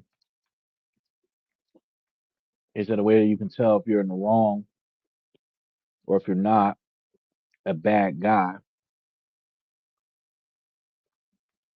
Wait, so he said the recent example was in March that new poll that was the way you can tell if you are in the wrong or if you're not a bad guy or not, and you don't have a. I have a feeling this is a good idea to have a good time with you, and I will be there to help you out. The first thing you should know is the most recent one that I sent to your mom is the last thing she sent to me. That's a good one to do. And then he said the most important aspect is to make it easier and faster than you can imagine. It is for a lot less than the speed and accuracy you can. Okay, I don't understand that. The pros and cons for going to Asia for far outweigh staying in the U.S. Definitely, definitely. So the cons I'm going to have to deal with is a heightened level of racial bias in Asia. However, the other cons is the cost to get out there, the cost of bringing another person back, the document that I signed that guarantees that I'm going to pay $20,000 a year for this person for the next 10 years or until they get their citizenship. Um, these issues are outweighed by a person that's willing to give you 20 years of their life to make the relationship work, which we don't have that commitment from Western women. They're not willing to dedicate 15 years of their life or 20 years of their life to make a relationship work. A lot of Asian women marry between 18 and 25 and divorce between 35 and 45, where they would have put 10 to 15 years into the marriage before they got divorced. And they didn't give up two, three kids and everything like that. The kids are 15 to 18 years old and now they're getting a divorce. That's way different than American women. Women will utilize um, the women will utilize their um, I appreciate you, brother. The women will utilize the fact that you're spending this money on them to entertain them, but they're not actually committing. They have gotten used to being paid for, and they now expect it. In the Asian culture, women are not used to being paid for, so they don't expect it. They are used to not being valued and appreciated in a lot of situations, but when they get overly valued and overly appreciated, they really appreciate that. Um, a beautiful woman that has never been told that she's beautiful doesn't know how beautiful she is. A woman that has been told every day, all day, that she's beautiful knows. The compliment that you are beautiful to a woman that has never been told that is going to mean a lot more to her than the compliment to a woman who knows because she's always told. Um, chivalry is the expression of gratitude and appreciation. And when it's done too often, it becomes a base level expectation. Once it becomes a base level expectation, now it is the cost of entry into her life, which actually, in a sense, becomes inappropriate and unhealthy for the man because we're in a position where now we are put on the spot to fund her expectations, but she is still not obligated to perform to earn that validation. And that's the issue that we have. I have a problem with. Some men might still be willing to pay for it, but no, I don't. I have a problem with it. You see, I can't see the comments. Are they commenting somewhere else? We have a lot of different places where the comments are coming because we have the YouTube shorts, we have the long form videos, we also have Twitter, we have Twitch. So the comments are coming in from everywhere. It looks like you might be on the long form video, and a lot of other people are coming in from the shorts reel, which is why the comments are starting to be a little bit more ridiculous. He says not that the US is not terrible, but is Asia is a lot better. America's not bad. We have more freedom. We have more freedom to be disrespectful. We have more freedom to devalue ourselves. We have more freedom to devalue our neighbors. So the problem that we have is in other countries, they have more rules. We don't like rules because we're Americans. We'll follow some of the rules, but a lot of those rules will get in trouble. So because they have more rules, when we go over there, if we're willing to follow those rules, we can find a different way of life, not necessarily all that better because we're not as free as we used to be to do whatever we want. However, if we were to go out there and find somebody who's more willing to follow the rules and we bring that person to a country that has less rules being followed, that person would be more cooperative than a person who's grew up in a society where no rules apply to them. So can you go and live in Asia, like move there permanently and live a better life? Probably so, because it's cheaper. It's like less than $9,000 a year to live a middle class lifestyle. So if you were spending $10,000 a year in Asia, you would be living an upper middle class lifestyle. Chauffeurs, housekeepers, a huge place, everything covered, and childcare covered by your government. Whereas in America, $10,000 a year won't get you shit. You'll be homeless. So there is a huge trade off. Okay, so it makes sense I'm there now. Oh, I see the crazy comments. Yeah. So, um, going to Asia can be beneficial for you, but it's not like the only way to go. You can find a woman in America. You might have to go to a town outside of the city and go and find you a woman that's less corrupted by society. But the inner city social media trenders, they're going to have a standard of behavior. You can tell that behavior. You know what that behavior looks like. The fake eyelashes, fake hair, push up bra, butt lifters, girder belt, waist trainer, whatever they want to call it, stiletto shoes. And while, yeah, the girl might look attractive enough to sleep with, you know that the attitude that comes with that outfit is not authentic. And that's not what you're looking for. You're looking for the all natural girl, the nappy hair, bushy eyebrows, no eyelashes, maybe a couple zits on her face. You're looking for the all natural girl. You're looking for the one that genuinely communicates with you because you're present, not because they're looking for money for you. And when you see the difference in that behavior, that's going to be the person you're going to be more attracted to because that person wants to be with you. Now, while yeah, you're going to want to sleep with her too, the fact is that after you finish sleeping with her, you still want to be by her side, and that's going to be a far different experience than the kind of woman that you want to hit it and quit it. The woman that you want to stay with is a different dynamic, and women haven't quite grasped onto that yet.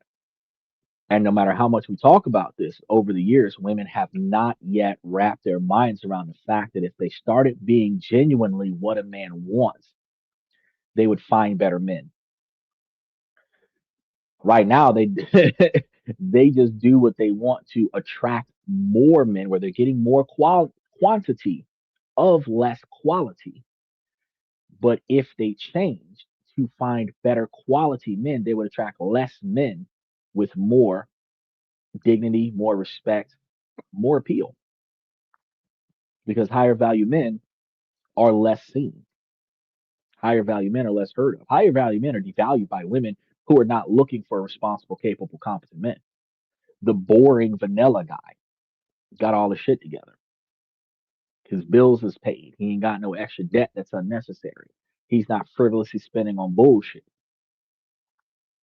The wasteful guy is what the guys that the women are chasing. The guy's going to buy her jewelry to impress her, expensive flowers, take her out on expensive dates, and have her living a lifestyle far above his and her financial means so that when he runs out of money, her entertainment is gone and then she goes and lives with somebody else. Have you ever thought about getting on a cargo ship? I heard you can travel to Asia. No, that's too long. I don't want to spend on 2 or 3 months on a boat. The longest I'm willing to wait to travel is leave today, get there tomorrow. Otherwise, I'm waiting on Stargate SG-1 to come out where I can walk through a transporter and end up on the other side of the planet right now. I'm not trying to hang out on no boat for 2, 3 months to get to Asia. I don't care how cheap it is.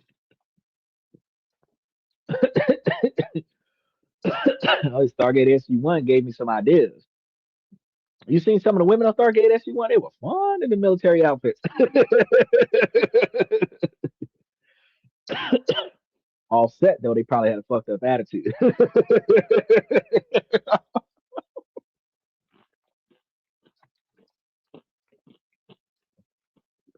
But right after Stargate SG-1, we went to Andromeda. And between Andromeda and Deep Space Nine, the tight latex spandex,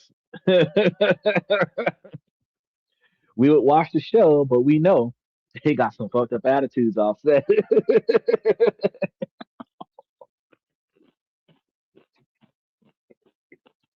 In fact, the only one that might have been down to earth would be Abby from CSI, just because she really does carry that goth look outside the show.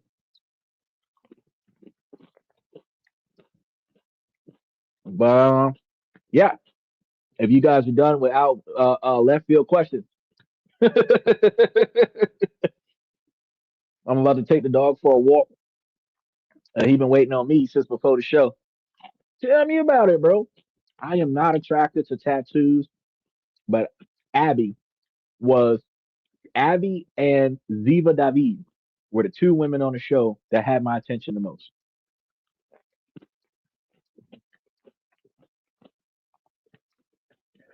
It seems that even in Asia, a lot of Western men get scammed by the local women. Yes, that is true. But that's because those men go out there desperately looking for somebody instead of standing on non negotiable expectations for behavior. You're not going out there parading the fact that I'm going to spend a bunch of money on you and fly you back to America because a woman will take advantage of that. The goal is that you're going to get to know this person, which is why you got to be out there 9 months to a year. You avoid the scams when they know that you're going to be here for 10 or 12 months because they're going to try to take advantage of the guys that's there for like 30 days. You know, they're on the ass end of their 90-day trip. They're going to take advantage of that. If you're out there for close to a year, you're going to meet somebody, you're going to spend a lot of time with that person.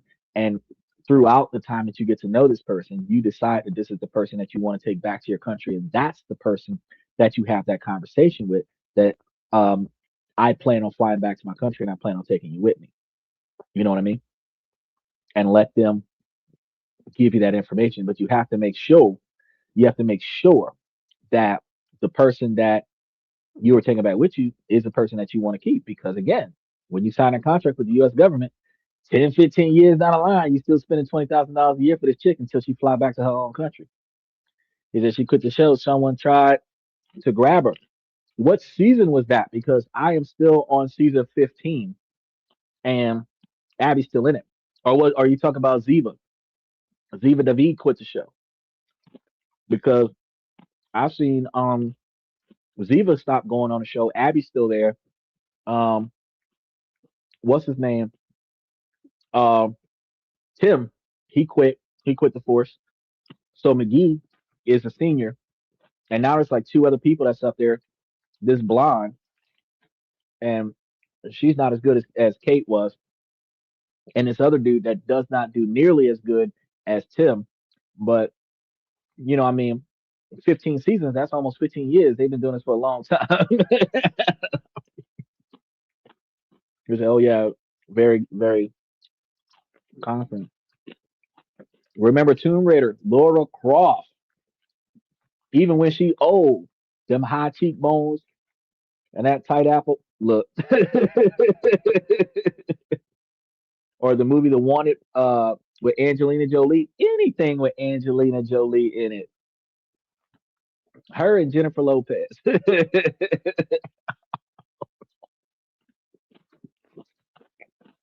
It's easy to keep NCIS going like Blue Bloods because there's always crime. Keeping a movie going like Winona Earp or Luke Cage or I can't remember the other woman. Those are hard to keep going because like the storyline just kind of ends. But NCIS, every episode is a new episode. Somebody died. Let's go find out who did it.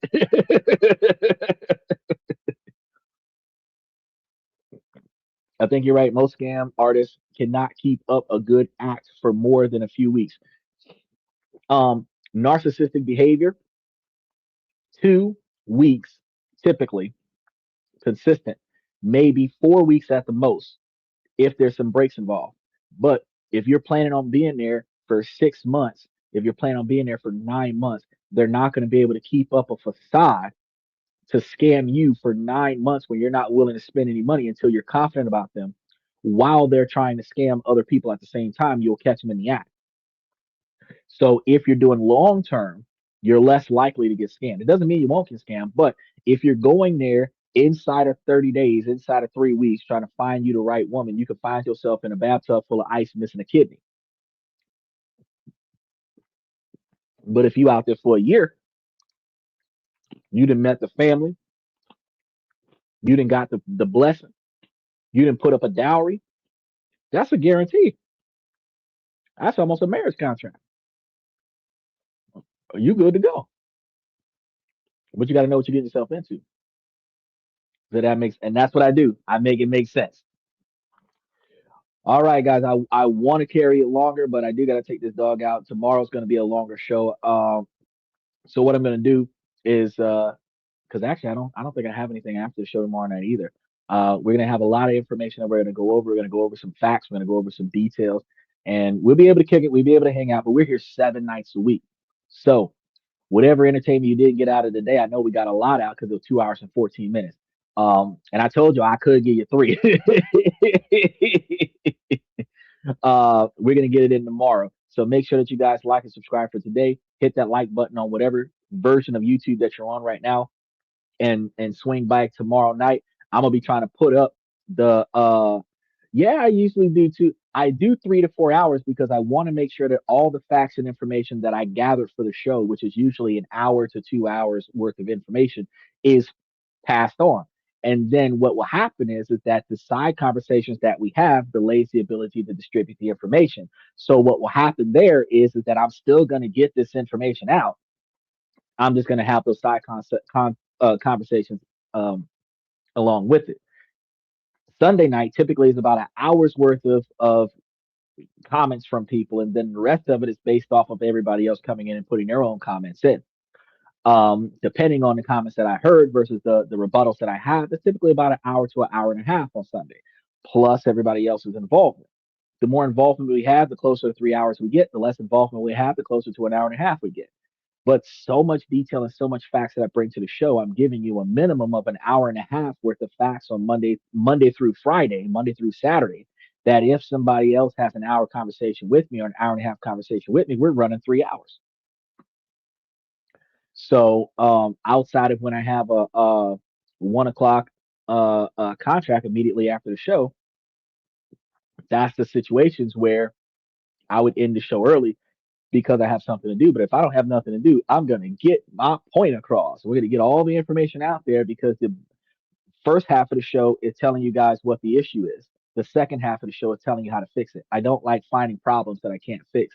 I don't point out issues just to complain about them. I let you guys know that there's a common problem out there that everybody talks about but nobody addresses, and I'm going to address it that day. Then I give you guys the ways that you guys can make that situation better for yourselves. And in doing so, each show you learn something, not just learning that something exists, but learning how to approach it as well. And once I get out the information as to how to approach it, then I kind of wrap the show up. Today, I kind of covered all of that. And the only thing I can do is hang out with you guys and shoot the breeze, which I don't have a problem with. But I know my dog has been looking for something to eat, and he's been wanting to go to the bathroom for like 4.5 hours because I told him that I'd take him after the show, and he went to lay down. He was tapping me on my shoulder during the show, like, "Are we going?" And I'm, not yet. So he looking, and I'm gonna take him. But don't worry, we're gonna be here tomorrow. So, look, Kane, it's Dylan's fault. It's Dylan's fault. No, I really appreciate you sticking around. I really appreciate it because I know you don't always have the opportunity to do so because you got to get up for work in the morning. So I really appreciate you sticking with me and having that opportunity to swing around when you don't have to go to work in the morning. But we're gonna roll out right now, and then and I'm gonna set up the show for tomorrow. That way you have the ability to like and subscribe later tonight after I bring my dog back from the walk, and then you'll be able to have tomorrow's show and Tuesday's show up there so that you know what's going on. But Thursday and Friday I know it's up there, and I think the following week Thursday is up there. Either yeah, Sunday is usually the only night I will have. I will try Monday though. I'll try to make Sunday a little bit longer. I'll see what I'll see what I can do. I got to start earlier piecing together the audio files because I got to take the comments out the comment section and then I got to curate them and then throw them into the thing. That's all. It says starting to stream in 30 minutes. No, actually, I want to start the stream closer to 11 o'clock Eastern Standard Time, which is 10 o'clock Central Standard Time. It's going to be closer to 10 o'clock Central Standard Time is when I'm going to start the show. It's Monday now, and in like an hour and a half, it's going to be Monday again for California. But no, I'm going to do it for. No, I'm going to do it for later tonight. So I want to thank you guys for coming to tonight's show. Special shout out to Dylan and Michael. I really appreciate you guys for showing support on a regular basis. Um, yeah, yeah, it streams every 24 hours, once every 24 hours, roughly 24 hours, because sometimes I'm a little late. But thank you again for joining this and that. I'm your host Xander, where we talk about this, that, and everything in between. And I'll see you guys tomorrow night.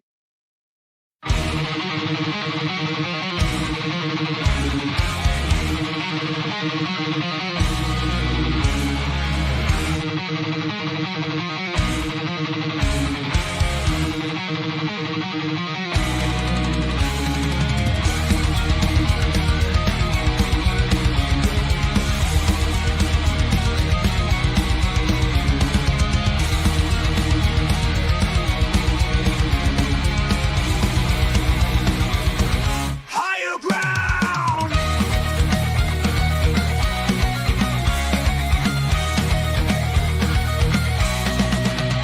Used to chase validation, now I validate myself.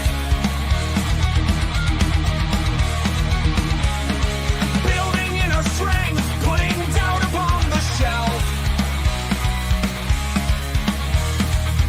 No more unnecessary drama, no more wasted time. Climbing higher, constantly making my own climb. Standing on higher ground where excellence is found. My potential knows no bounds, raising the bar, breaking ground.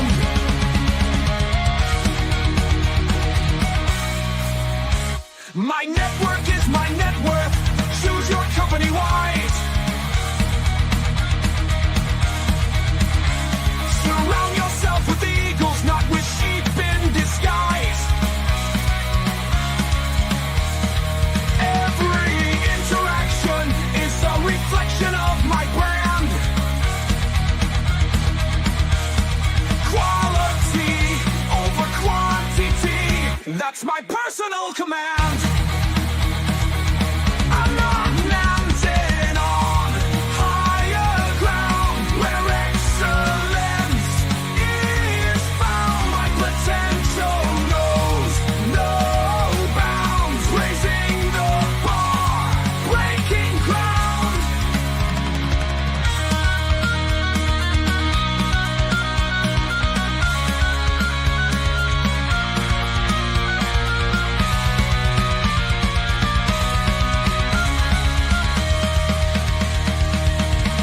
I'm not just living, I'm manifesting my vision, cutting through limitations with surgical precision.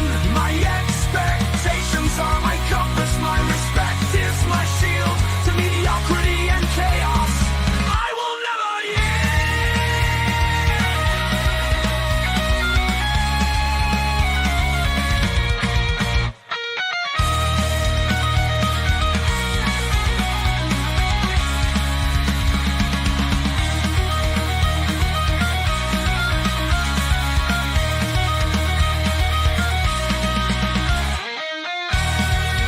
I'm not just living, I'm manifesting my vision, cutting through limitations with surgical precision. My expectations are my compass, my respect is my shield to mediocrity and chaos.